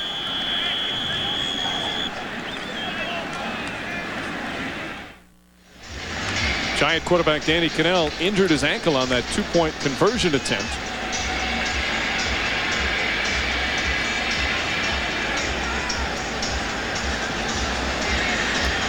Right there, and he just ends up sitting on it and a couple other guys pushing on top of him. That's not a good ankle exercise if you're thinking about doing it at home. And he's in a little bit of pain on the sideline as they're working on it. Bengals have the ball 1st and 10 at their own 25. Carl Pickens, by the way, the all-pro wide receiver, still looking for his 1st reception of the afternoon. And Blake will throw on 1st down. Dumps it off to Milne. Milne gets away from a couple of Giants before Corey Whitmer brings him down at the 39. 14-yard pickup.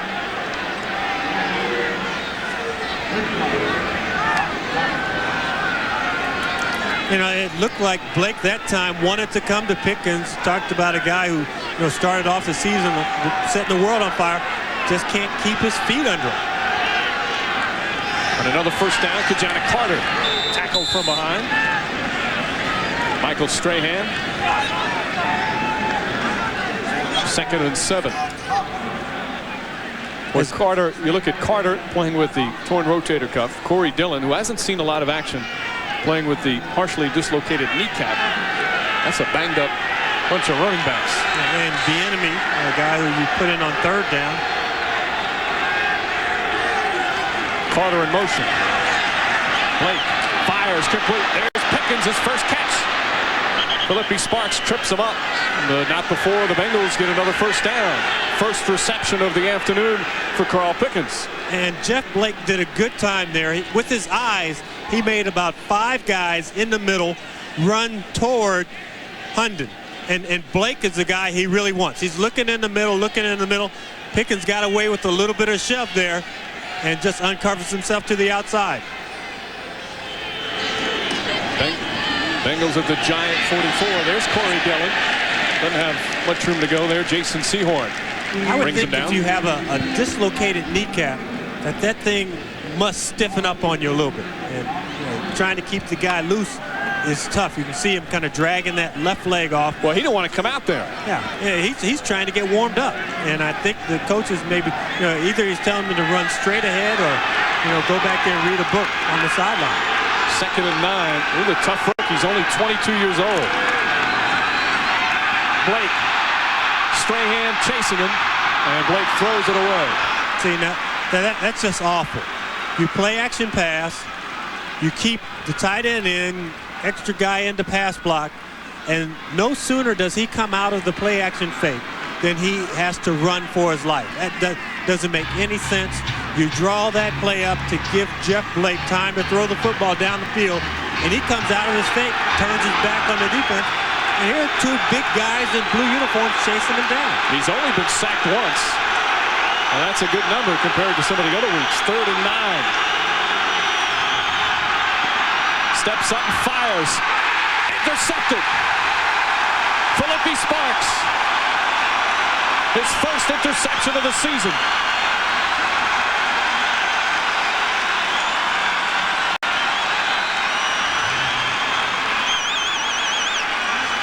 That time, Blake tries to go to James Hundon. Philippi Sparks is the best cover guy in the secondary, and he's not threatened 1 iota by Hundon. He just steps up, and that's a big spark for the Giants.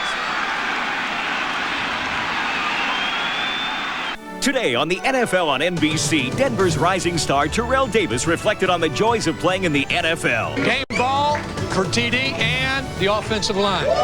These are really the prime times of my life. I think these are the days that I'm going to cherish most, playing football, and I'm having a ball. Don't miss the NFL on NBC next Sunday. Philippi Sparks with his first interception of the season. 2nd straight turnover by the Bengals, who still lead 21-16. Cannell looks downfield. Patton comes across and tries to make a catch. Incomplete. Let's go once again down to Len Berman. Left ankle before Danny Cannell. What I found interesting was Jim Fossil was standing over him while he was putting his shoe on, just barking out plays off his play sheet at him, so he was looking right past the ankle. And then when he stood up with his helmet, he stood next to Dave Brown the entire time discussing plays. So I don't even think there's any kind of friction between those 2 quarterbacks. And a little update on the weather. It is starting to drizzle a little harder now. Chance of some heavy rain later. Tyrone Wheatley gets the call, breaks a few tackles, and gets across the 40 to the 41. Tim Terry making the stop. Giants with a 3rd and 4 coming up. And we talked about Tyrone Wheatley moving from up in divisions, and he really did move up to the heavyweight division on that run. At the tail end of it, put his head down and just burst over Tito Paul. The only thing I don't like is, now he's on the sideline with possibly another ailment. And that shoulder is bothering him. As we mentioned, both Wheatley and Carter for the Bengals playing with some very tough injuries and gain the respect of their teammates in playing through pain. And movement on the line.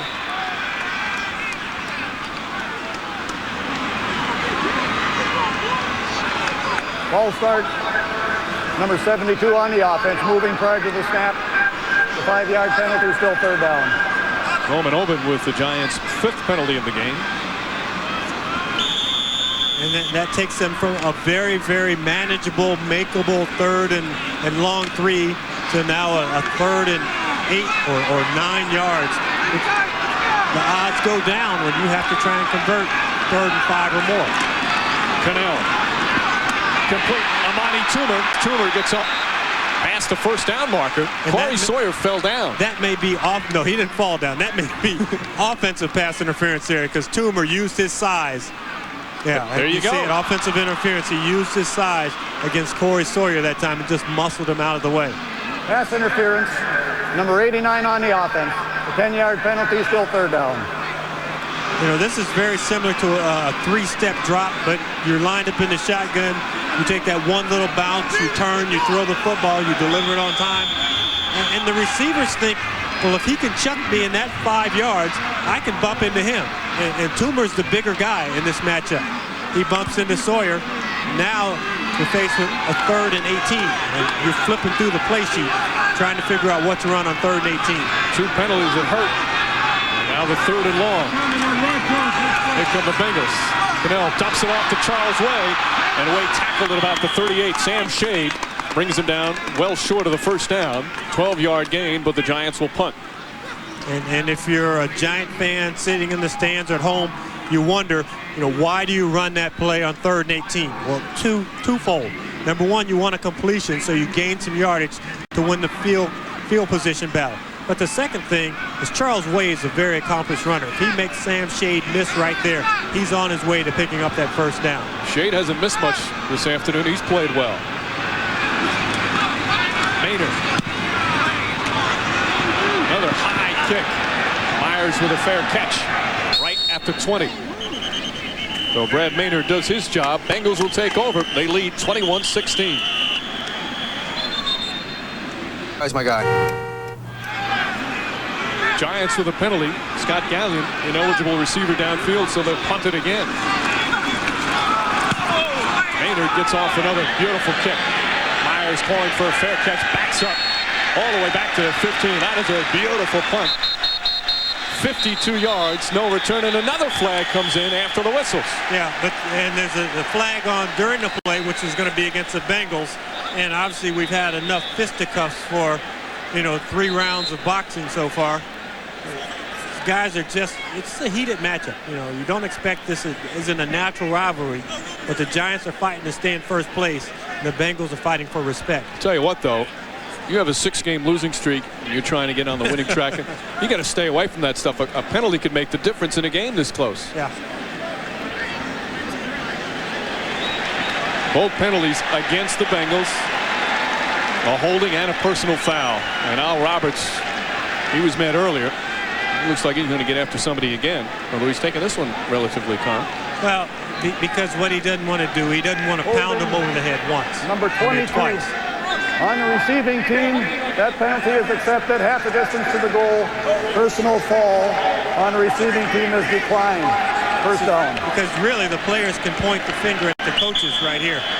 They had the ball in decent field position. They opt to make them punt again. By making them punt again, they put themselves in a deeper hole, and that's been the story of the Bengals the whole season. You're watching the NFL on NBC.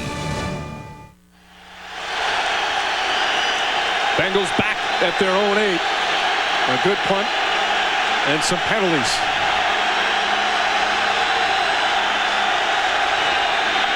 Blake hands off. Carter trying to get outside and does. Look at Kajana Carter down the sideline and runs out of bounds at about the 35. That's twice now the Bengals backed up deep in their own territory and have come up with a big play to get them out of trouble. Yeah, last time they threw the ball deep to Darnay Scott. They got the interference call. This time it's all plugged up in the middle. Kajana Carter does a good job bouncing outside. David Dunn had worked just long enough with Jason Sehorn where it gave Kajana Carter a chance to get outside. 27-yard pickup. They'll stay on the ground. Corey Dillon, flag on the play. And Dillon tackled after maybe a 2-yard gain. Ray Agnew in on the stop. And we're going to have a personal foul against Sam Garnes, the rookie, after Blake handed the ball off. Garnes just wasted him and took him to the turf. Personal foul, number 20 on the defense. Unnecessary roughness. We're going to add it on to the end of the run. First down. Another costly penalty. Both teams now with 8 apiece. What Garnes has to realize that in this game, even though the Giants preach that their defense is what leads this team, what pumps the NFL is the health of the quarterback. And you just can't take a shot at the quarterback after he's thrown the ball or after he's handed the ball off on a running play. The rookie from the Bronx making the mistake. Bengals now in Giant territory. Blake, quick throw out of the backfield. Marco Battaglia. And Battaglia breaks some tackles, gets out of bounds. A welcome home from Battaglia, the former Rutgers star. Right now, let's go to New York. Get an update from Greg Gumbel. Greg? Mike and James, check this out. Denver with a 13-0 lead. Buffalo's Todd Collins with a strike to Andre Reed, who drops a touchdown pass. On the very next play, Collins flips into the flat. The pass is bobbled, picked off by Keith Traylor, 62 yards and a touchdown. Instead of being down 13-7, the Bills find themselves down 20-0. Alex Van Pelt has replaced Todd Collins at quarterback. They've gone to the fourth quarter, 20-point Denver lead, guys. Thank you, Greg. Blake under pressure, goes for the end zone. And overthrows Carl Pickens. The rain coming down a little bit harder here at Giant Stadium. And Blake is trying to direct Carl Pickens as to where he should have run the route. If Pickens has 2 guys on him when he's going deep, he's trying to run a corner route here. The thing to do is come off and hit your secondary receiver. He has a secondary receiver, and that's Tony McGee on that route. 2nd and 10. John Carter. Corey Whitmer wraps him up. Carter gets down to about the 33-yard line. So a third. See how many where they put it. Third and about 8 coming up. Carter with 66 yards rushing. And one of the keys in almost any ball game is how well you convert on 3rd down. And the Bengals have been woeful this season. This is a chance to get down in easy field goal range, or even if you get a first down, convert and get a touchdown out of this drive. David Dunn in motion. Blake, incomplete. No flag. Jesse Armstead right on top of Tony McGee, and Blake wanted a flag.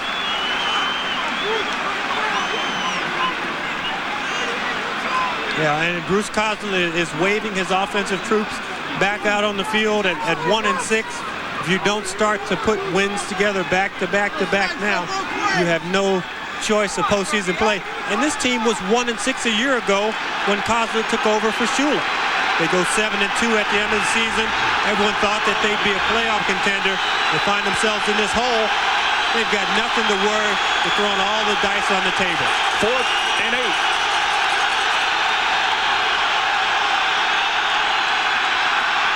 Blake sacked. Michael Strahan, 2nd sack of the game for the Giants. And that may not go down as their 3rd turnover in their 3rd set of downs, but that's as big as a turnover, that sack, the subsequent fumble. Strahan is a guy who will make the Pro Bowl this year. There's some question marks about who to vote for on this team. I vote for Strahan. His 2nd sack of the game, his 9th of the season. The guy is getting it done, and he has that Reggie White move down better than Reggie White does. So the Giant defense comes up big on a 4th down. They still trail 21-16. NBC. Party on. Giants first down, Charles Way. Way breaks a tackle. Way loses the football. Callaway had it and lost it as well. And the Giants recovered.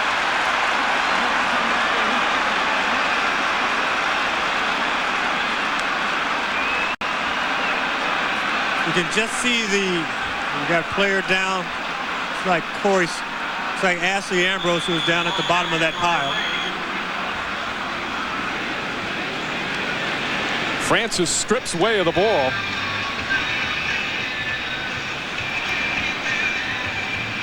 Callaway had it and then lost it.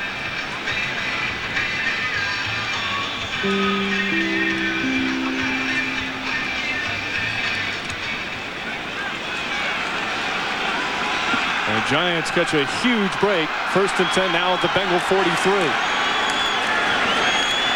again. Barrels down to the 28-yard line. 14-yard pickup for Charles Way. And he has become a real feature in this Giant offense with the injuries. First to Rodney Hampton, Tyrone Wheatley, Tiki Barber.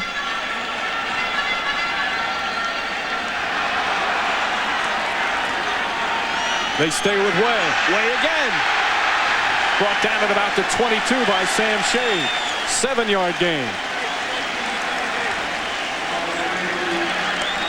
We mentioned at the outset of the broadcast that the Bengals are short on the defensive line. Down to 4 defensive linemen.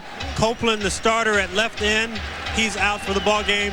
His backup, Stallings, he's out. So consequently, when you go down the roster to these guys who are special teams guys and filling guys, you lose quality of play. Boy, this time taking down Kimo Van Alhoffen makes the play. Bengals without Rico McDonald. He has a twisted knee. He won't be back. Also, Darnay Scott, he won't return as well. Scott has a cracked rib. He was playing with a flak jacket. So the Bengals' injury problems continue. However, 3 quarters complete. Bengals still lead 21-16. Giants have a 3rd and 5 coming up at the Cincinnati 24. We'll be right back after these messages from your local station. Is presented by the authority of the National Football League and is intended for the private use of our audience. Any rebroadcast or other use of this telecast without the express written consent of the NFL is prohibited. Giants 3rd and 5 at the Bengal 24. Cannell in the shotgun. Complete. Callaway. First down and more. Callaway trying to get into the end zone and just shy at the 1-yard line. 23-yard gain.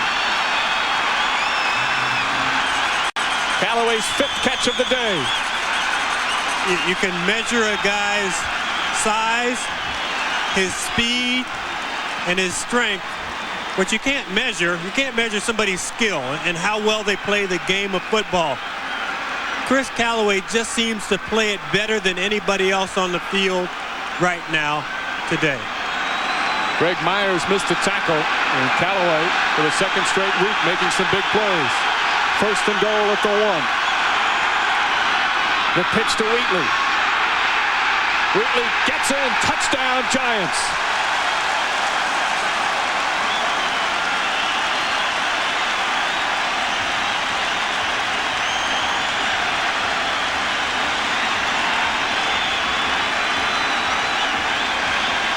You know, we think so much in terms of dollars and cents and what round a guy was drafted in and what his salary cap number is. But Tyrone Wheatley tells me everything I need to know about him after that play is over, when he comes back out on the field to celebrate with his teammates. You know, a lot of guys will spike the ball, do their little dance that they've been working on for the last 3 months. No, he goes, gets with one of the linemen who got him in the end zone. That is refreshing to see. No question there. Giants have called timeout. Wheatley's 3rd rushing touchdown of the season. And let's not forget, he's playing with a painful shoulder injury.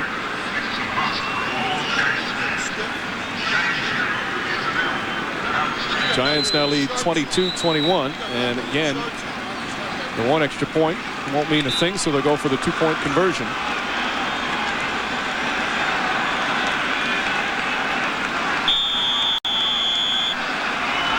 And of course, coming up, part of our doubleheader, Jacksonville and Pittsburgh.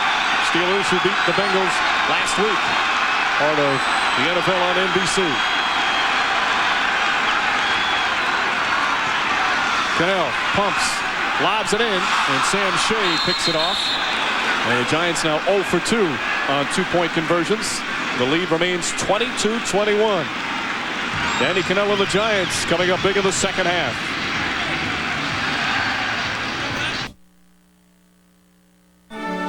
The NFL on NBC is brought to you by the 97 Mitsubishi Eclipse. It makes waves, built for living. By Radio Shack, you've got questions, we've got answers. And by Aetna Retirement Services, built for retirement, managed for life. Brad DeLuiso and the Giants leading 22-21. Opening minute, fourth quarter. David Dunn. Dunn straight up the middle and taken down. Ryan Phillips makes the tackle. Dunn gets up to about the 29-yard line, 30-yard return. Giants trailed this one 21-10 at halftime, but have come up with a pair of touchdowns. Let's go to Len Berman. All right, Mike, we're wondering about the weather. A steady rain is coming down, but the great news here is there's no wind whatsoever, which is rare for the Meadowlands, so it's coming straight down, but I don't think it's going to be a big factor yet. This place can be very difficult in the rain and the wind. Jeff Blake, Corey Dillon whacked immediately as soon as he touched it. Jason Sehorn with the tackle. And I mentioned earlier about the fact that 11 New York Giants have sacks. It's because they bring the corner. They'll bring the corner on a corner blitz. That time Sehorn coming on a corner blitz. And he got in and puts a big lick on Dillon's lucky he held on to the football. Sehorn has a sack this year. 2nd and 10, McGee in motion. Blake, a quick drop, he's under pressure. Throws, he's got Dillon out of the backfield. Dillon escapes a couple of tacklers. Here goes Corey Dillon. And gets all the way up to midfield. Finally stopped by Corey Whitmer and Michael Strahan, a 22-yard pickup. And that's one of those plays that you'll find on the Bengals highlight film. It'll be in super slow motion. You'll watch Corey Dillon. Blake gets flushed out of the pocket, does a good job in finding one of the outlet receivers. Dillon, easy to run out of bounds there and pick up 6 or 7 yards. Penalty markers as we come back as Dillon goes up the middle. And Bernie Kukar, him and his crew, been very, very busy today.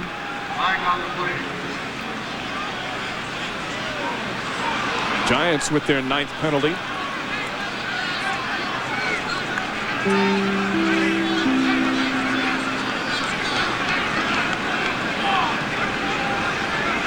Offside, number 57 on the defense. 5-yard penalty, still first down. Corey Miller. You'll hear a lot of coaches, that's 9 penalties against the Giants. You'll hear a lot of coaches tell you, you'll get beat mentally before you will physically. And the mental errors, lining up all sides, missing an assignment, those are the things that really kill a football team. So 1st and 5. Kijana Carter, him and Dillon have rotated, and Carter maybe gets a yard. Sam Garn slowed him down in the backfield.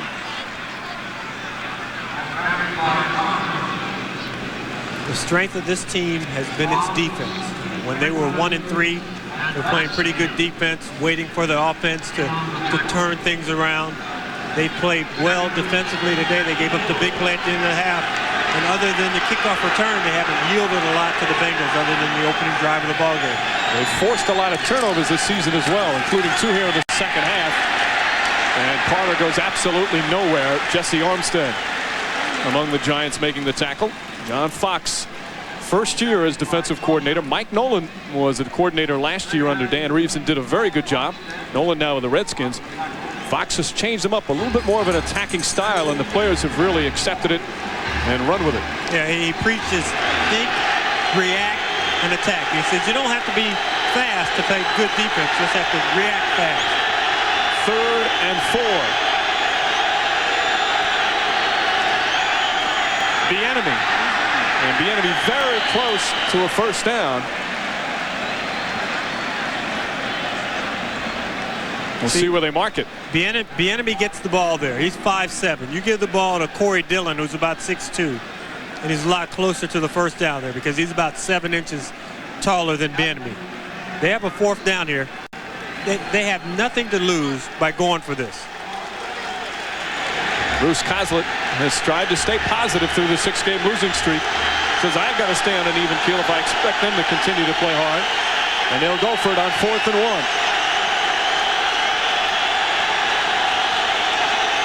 Crowd trying to fire up the defense. Blake out to Carter. Armstead brings him down. What a play from Armstead. We saw the Bengals practice that play when we covered them in week 2 at practice. Jeff Blake fakes into the line of scrimmage as if he's going to run a quarterback sneak. He throws the ball backwards to Kajana Carter. They're hoping that the defense bites on it. Armstead, he's been doing his homework. The NFL on NBC is brought to you by Domino's Pizza, delivering 1 million smiles a day. Call for pizza now and share a smile during the game. Bengals have gone for it on 4th down 3 times today. Twice the Giant defense has stopped them, once a touchdown. That a big stop. As Charles Way gets the handoff.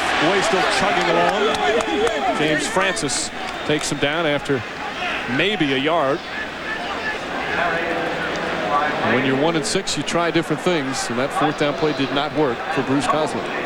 Yeah, and you know he'll be criticized and razzed and all that. And talking to Cosley and Blake, they've advised their teammates, don't read the paper, don't listen to the radio, don't watch the news reports on television. Just go about our business and try and win some ball games. Chanel under fire, gets it out to Wheatley. Penalty marker thrown. Wheatley with a big gain here. Wheatley still on his feet. Another marker down. Wheatley taken down to the 33, but they're going to bring that one back. Yeah, that play is going to come back, but I think in Tyrone Wheatley's development, a play like that is good for him. Catches a low pass on the screen, and then he bowls over people. This is a guy who was maligned by Dan Reeves for not doing this, not being that.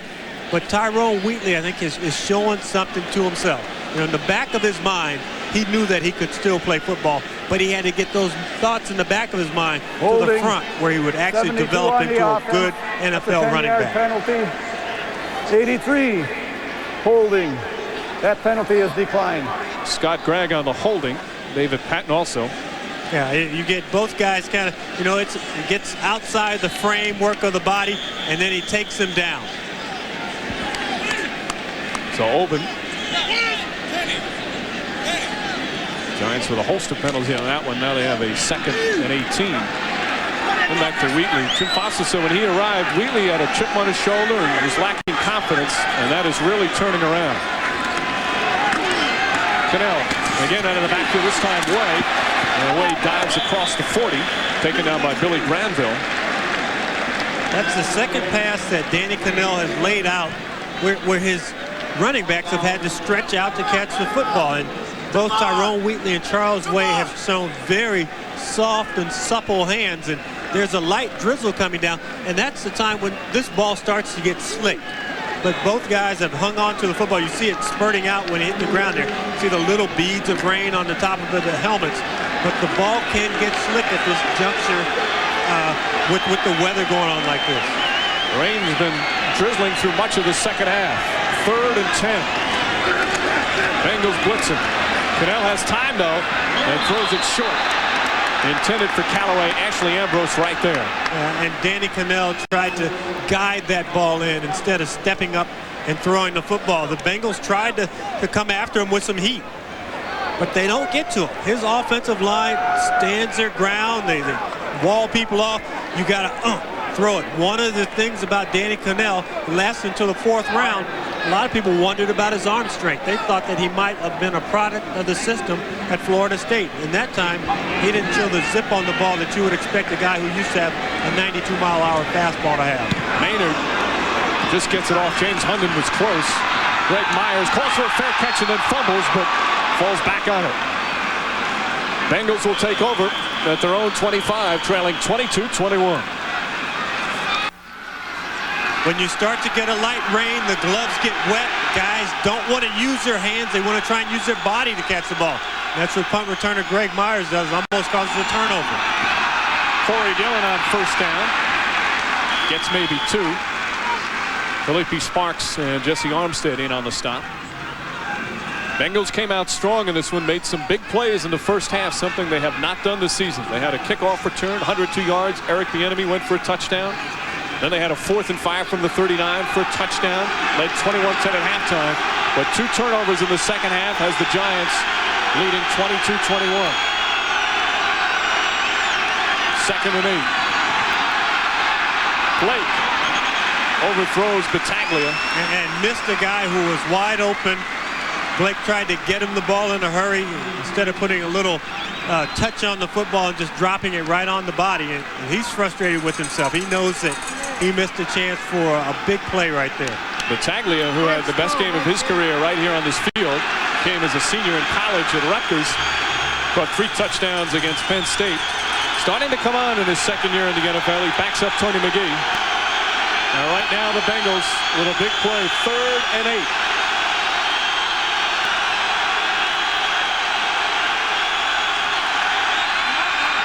Blake, incomplete, intended for Battaglia.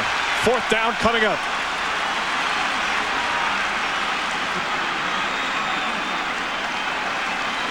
And Lee Johnson will come on to punt.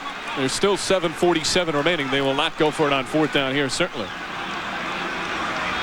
Jeff Blake is back in the pocket. He's looking. He throws the ball downfield, and it's just a little too low for Battaglia. If he flattens that route off a little bit, maybe he has a chance to get up under and cradle that ball, but the gloves are wet. Trying to catch in the body, you got no chance. Lee Johnson, short kick.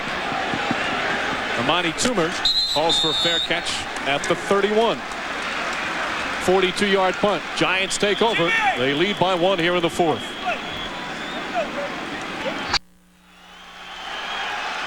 A father's work is never done.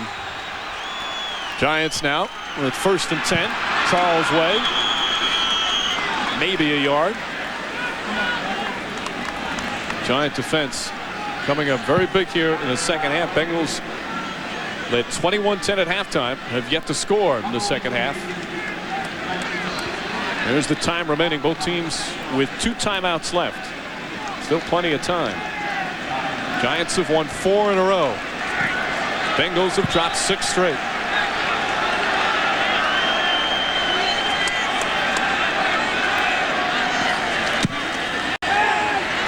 Play fake. Cannell going downfield. It's caught. What a catch from Alexander. How did he hold that one in? Tito Paul was all over him. Sometimes you play defense so well and there's just no justice at all. Tito Paul running stride for stride with Alexander. He looks back for the ball. Alexander looks back for the ball. Tito Paul continues on his merry way, and somehow Kevin Alexander comes up with the football. Just in that left arm, only one arm he used to catch that ball. Well, that is a tremendous catch. Alexander, 5 catches, 100 yards. And the Giants have the ball now, the Bengals 28. Charles Way stopped by Van Alhoffen. When was the last time that the Giants had 100-yard receivers back-to-back, 2 different guys? I mean, you know, this is not a team that is known as air giants. Danny Cannell talked about him only being a 51% passer for the season, but he seems to come up with the key pass at the correct time. The guy just has a knack for making the big play. And Tom Tumulty, who's been suffering from a deep thigh bruise, now banged up in another way. Tumulty has really come on for this team his second year out of Pittsburgh. 6th-round pick last year, started 3 games as a rookie, and this year in the starting lineup. One of those throwback type players, just loves to play, plays hurt. Yeah, and he's trying to flex out that right arm. He, you know, may have one of those burners or stingers. And this guy grew up watching Jack Lambert and Ham play, and you know, when you grow up like that, you grow up to be tough. He probably hates sitting down on the football field now. He's going to sit there until he feels better, and then he's going to argue with them about the fact that he has to leave for one play. He doesn't want to leave the football field. I'm sure of it. He's from Penn Hills, Pennsylvania, which is about 9 miles east of Pittsburgh. He says the obsession of the Steelers, where he comes from, is incredible. In fact, even his fans or his friends who are Steeler fans, they don't want to hear anything about the Bengals. They just want to talk Steelers. Well, they came to watch him play last week. Cincinnati, half of them would have on a Bengal T-shirt and a Steeler hat. They say, yeah, we're your buddy, but we're still going to root for the Steelers. We'll do it quietly. We'll root for you to play well, but we want the Steelers to win. He must be in a lot of pain because, again, he's one of those guys that plays hurt. 2nd and 9. Giants leading 22-21. Charles Way has some blockers ahead of him. And Way taken down. Billy Granville makes the tackle. Well, let's shoot over to New York in the studios, get an update from Greg Gumbel. Greg? All right, Mike, in Buffalo, the Bills making a battle of it. Alex Van Pelt, 31 yards out. Quinn Early leaping catch in the end zone. Van Pelt's second touchdown of the afternoon with the extra point. The Broncos are up now by a field goal, under 2.5 to play in regulation, Mike. You know, we talked about them and having to go through the travel problems. They didn't get the sleep that they're used to getting the night before. They get out to a big lead, start to get a little fatigued. You've only had 4 or 5 hours of sleep and very disheveled travel schedule. 3rd and 4 for the Giants. Cannell running himself, and he's tripped up. Kimo Van Olhoffen makes the tackle, and they pile on. And Cannell with the first down. And you've heard the term touchdown saving tackle. That's a touchdown saving tackle by Kimo. If he doesn't get him, we see what kind of dance that Danny Cannell has when he gets to the end zone. Very nice call by Jim Fossil. Spread out the whole defense. Had this guy straight up the middle. Then he gets stepped on by his own guy at the tail end of the play. How's that for gratitude? I get the first down. One of the big guys steps on me. Under 4.5 to play. Wheatley hit right away and thrown for a loss. Andre Collins on the tackle. Collins having to play some extra. Rico McDonald, as we mentioned, a knee injury and is done for the day. Yeah, there are some guys who just like to play football. Collins has been in the league a long time, relegated to more of a special teams duty now. Loves throwing his body around, and that time he threw all of his body into Tyrone Wheatley. Collins, who won a Super Bowl ring with the Redskins. Don't remind me of that. You're not supposed to bring that up. 2nd and 13.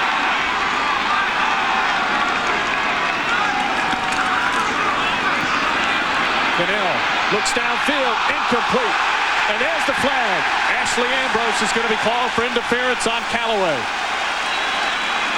The head linesman, the side linesman, the back judge, they all got the flags in that time, and they all land at about the same spot. They're all 3 flags are lined up on the 9-yard line.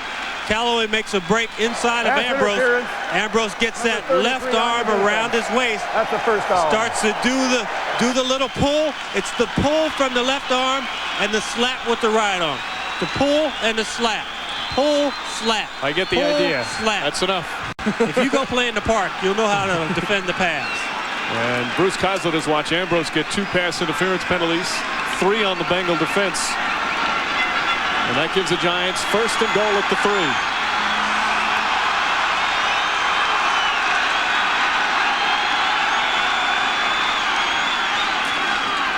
Wheatley. Tyrone Wheatley, touchdown Giants.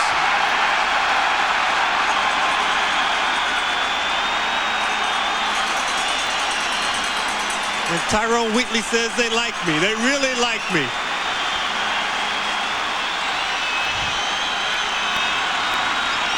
His 2nd touchdown of the day.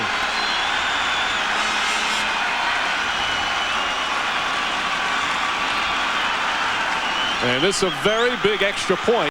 It's 28-21.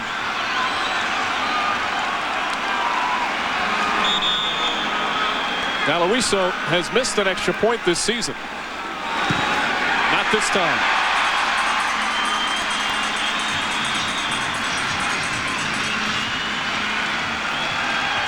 And Tyrone Wheatley playing with the painful bruised shoulder.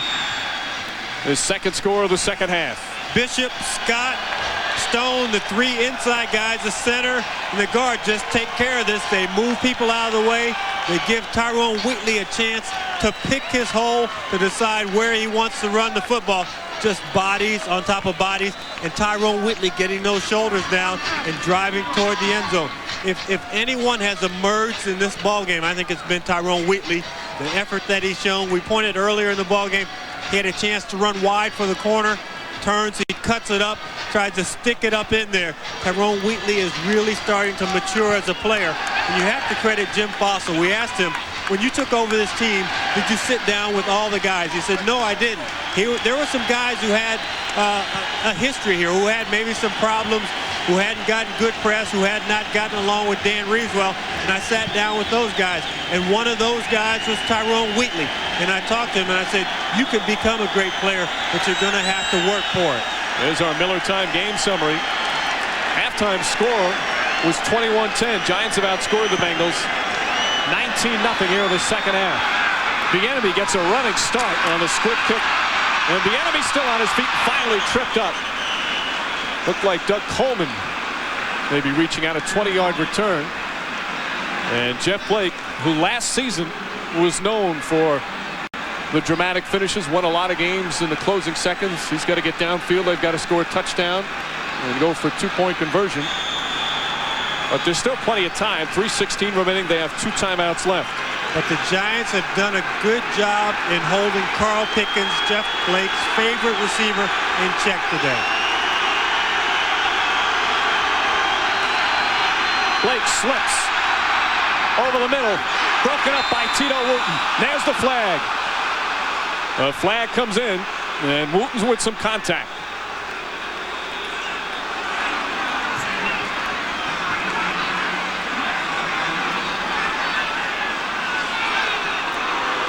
Another pass big interference. Penalty. Number 29 on the defense. First down. Yeah, but the difference between this play and the play at the end of the half is Tito Wooten is at least there to make the play. Wooten will tell you, I have as much right to the football as Carl Pickens does. You just can't go through Pickens to get it. Bengals in Giant territory. Blake for the sideline. Complete. James Hunden hauls it in right at the 40-yard line. 9-yard pickup. We mentioned Darnay Scott not available, so James Hunden is getting some extended playing time. Hunden, a guy who trains with Jerry Rice during the offseason, and maybe some of that training will pay off for Hunden. 2nd and 1. And right now, the clock has stopped saying 3:01. I think we're going to have a measurement. We've had a couple today, and the chain gang guys are going to have to get in condition, because that's what a 53 1/3 yard run. You know, he's not out of bounds. Well, his helmet falls out of bounds before he gets touched down. As soon as any part of your body is out of bounds, the clock starts. You can put one little finger out of bounds and the rest of you is in bounds, but you're out of bounds. I think that makes sense. Even though his body was down because he hadn't been tapped down, and his momentum is still sliding because the field is slick, the field's dry, it's like Velcro. He stops. The field gets a little wet, you can slide on it. Remember, Terry Bradshaw used to slide through the defense? Now they make that rule when the quarterback slides, he's down. So 2nd and 1. And the clock stopped. And Bengals 2 timeouts left, plus the 2-minute warning. Complete over the middle. David Dunn is mauled at about the 35 and thrown back. Scott Gallion and Jesse Armstead on the tackle. Dunn's 3rd reception. Yeah, you know, time is not a factor here. The biggest question mark is what play, if you get a touchdown, can you go for 2 on? Haslett yelling to mark the ball there. Excuse me, James. Bieniemy cuts back inside. It's down to about the 29-yard line. Jason Sehorn making the tackle. 29-21.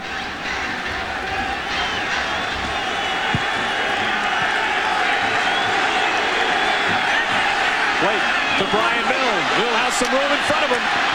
And Mill gets the first down at the 21. And a penalty marker. So right next to the ball there. This could be a crucial call.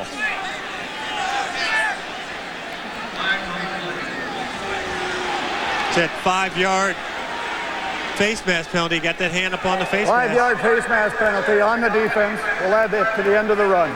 First down. You know, a guy who we haven't talked about a lot in this ball game is Milne, but he's a good receiver out of the backfield. Maybe not your classic pass catcher that you think about in the 2-minute drill, but sure hands, gets the ball downfield, and then picks up an extra 5 yards with the penalty. 12 Giant penalties. Bengals 1st and 10.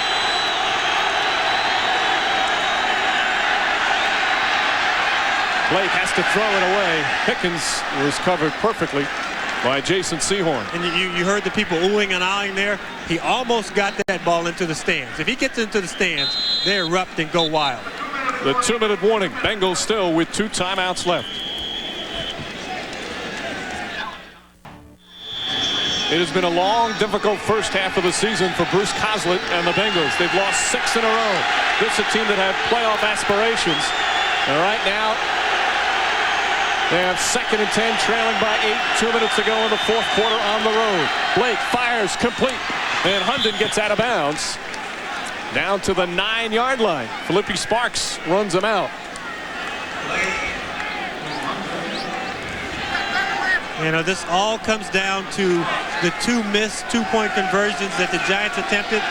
If the Bengals can get in, score 6, and what do you take out of that bag of tricks to try and get a 2-point play? They haven't been very successful, either team. 3rd and 3.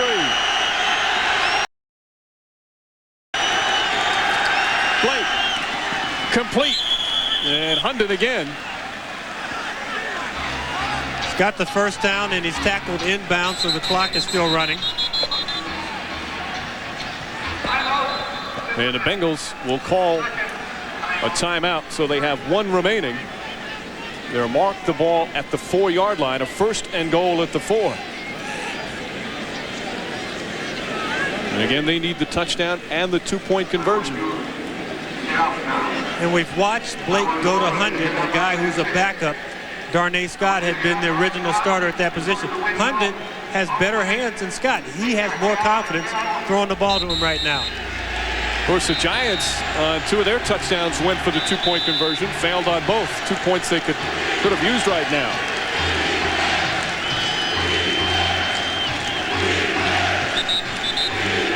The rain continues to fall. The fans are wet, but they're chanting defense. You know, when you get down here this close, obviously they have time to run the football in. You look for your big physical players. Tony McGee at tight end. Carl Pickens at wide receiver.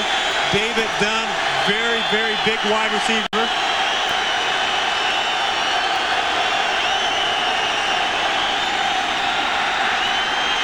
Blake fires. And again, Jason Sehorn, excellent coverage. And Blake hit hard. The receiver intended was David Dunn, and Blake hobbling once again.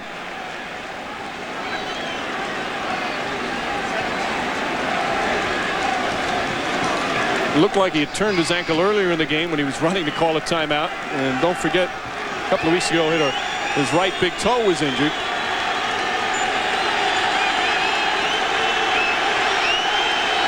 Second and goal at the 4.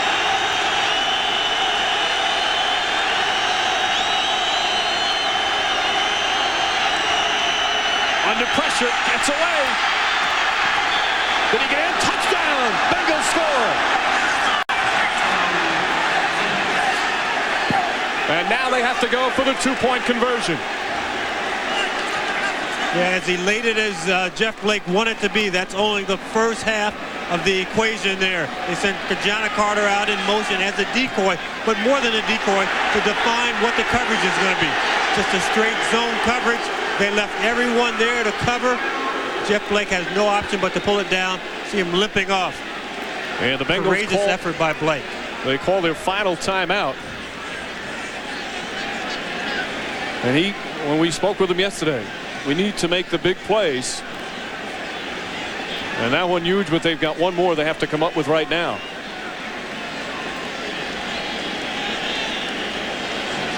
If the Bengals cannot convert the 2-point conversion, obviously they go for an onside kick. If they do recover it, plenty of time left on the clock to function, to get down and within Doug Pelfrey's range. You look at his face, James. He looks exhausted. Yeah, well, I think it's the wear and tear of 6 straight losses. Let's take a look.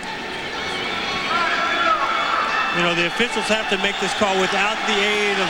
Oh, his right knee went down. Yeah, they make it without the aid of super slow motion. That ball's just short of the goal line when his knee initially touches the ground. He gets the extra extension.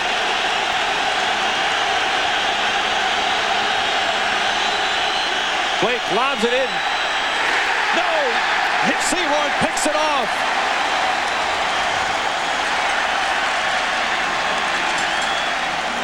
Not even close on that play. Carl Pickens, who had been like magic getting touchdowns. 40 touchdowns in the last 3 seasons. Only 3 scores for him here. They needed a score. He's expecting it outside. Blake throws it inside. He told him meet him on 5th Avenue. Blake is standing over on Broadway. Oh, just heartbreaking for the Bengals. In the midst of a 6-game losing streak, they put together a fabulous drive, put it in the end zone.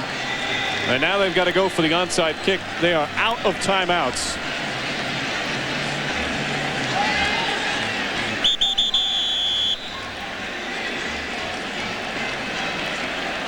Giants just need to make sure they secure possession of the football on the kick, and this one would be over. Well, last week the Giants pull off a thriller in overtime with the pass from Cannell to Callaway. Now all they have to do is recover the onside kick. And the guy who's lined up on that side where the kick is going to be headed is none other than Chris Callaway. Callaway does a little bit of everything. Even last week when he called the coin flip, and that was right. Pelfrey, and look who gets it, Chris Callaway.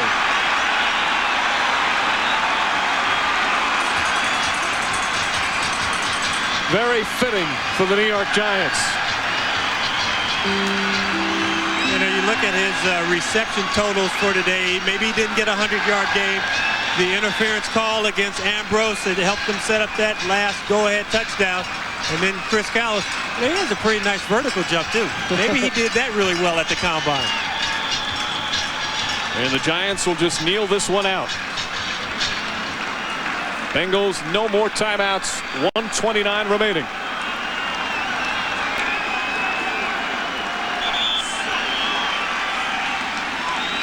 Giants will win their 5th in a row. Jim Fossil, what a job he has done with this team after the 1-3 start. Now in sole possession of first place. Happened last week, and they'll stay there with this week's victory as they improve to 6-3 with a bye week coming up. Well, he says he does a radio program in Manhattan on Monday nights. And he said after the first week of the season, he went, invited some friends, and they were the only people in the restaurant. Maybe one table full. Yeah, and last week, standing room only. Here in New York, so much publicity around Bill Parcells and the resurgent Jets.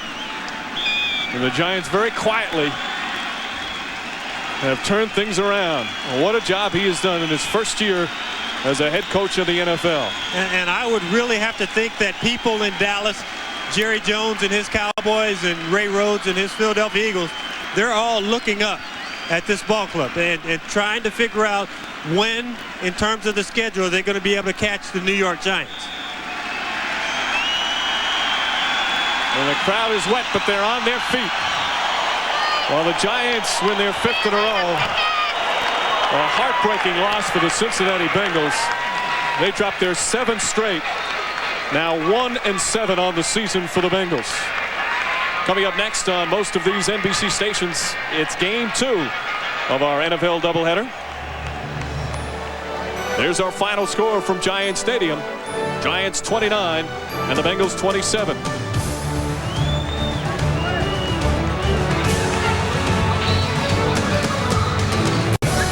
Falling on Barry Switzer and everybody else at the vet. Bad news for the Cowboys. First quarter, Troy Aikman sacked by Willie Thomas, hit in the head by Jimmy Jones, left the game with a strained neck and mild concussion and did not return. 12-6 Dallas in the 4th, less than a minute to play. Rodney Peete to rookie tight end Chad Lewis, 8-yard touchdown. The point after, which is not always so certain, was good for the Eagles today. They win it 13-12, and the Cowboys struggle. And you know, Rodney Pete's the only guy that I know that works less than we do. I mean, we kind of sit around here till halftime. We do about 3 minutes. Rodney Peete went 3.5 quarters of the game for the 2nd consecutive week. And then, oh, by the way, last couple minutes, I'll go ahead and win the football game. It's been amazing. You have such a way with words. Thank you very much. At the Meadowlands, the New York Giants come up winners today over the Bengals, 29-27. Jim Fossil's crew looking for their their 5th straight win. They led by 8, less than 2 minutes to play. 29-21, second and goal. Jeff Blake on the quarterback keeper. Watch him stretch for the end zone and get there. And the Giants' lead is down to 29-27. 2-point attempt. Blake's pass is picked off in the end zone by Jason Sehorn. 7 straight losses for the Cincinnati Bengals. The Giants improved to 6-3. That's a pretty good story. It is. And Chris Collinsworth may not know what the Pittsburgh Steelers are doing, but Jim Fossil knows what the New York Giants are doing. I tell you, this guy is really doing a tremendous job. Needs a little bit more conversation about what he's doing in New York. The move that he made with Dave Brown and going with Danny Cannell, 5-1 when Danny Cannell either starts or plays in that first half. And the Giants are riding a 5-game winning streak in Washington. Baltimore has beaten the Redskins 20-17, the score there. In New Orleans, the Saints shut out for a second straight week. The Niners did it today, 23-0. And in St. Louis, Kansas City moves to 6-2 on the year with a 28-20 win over the Rams. This reminder coming up after football.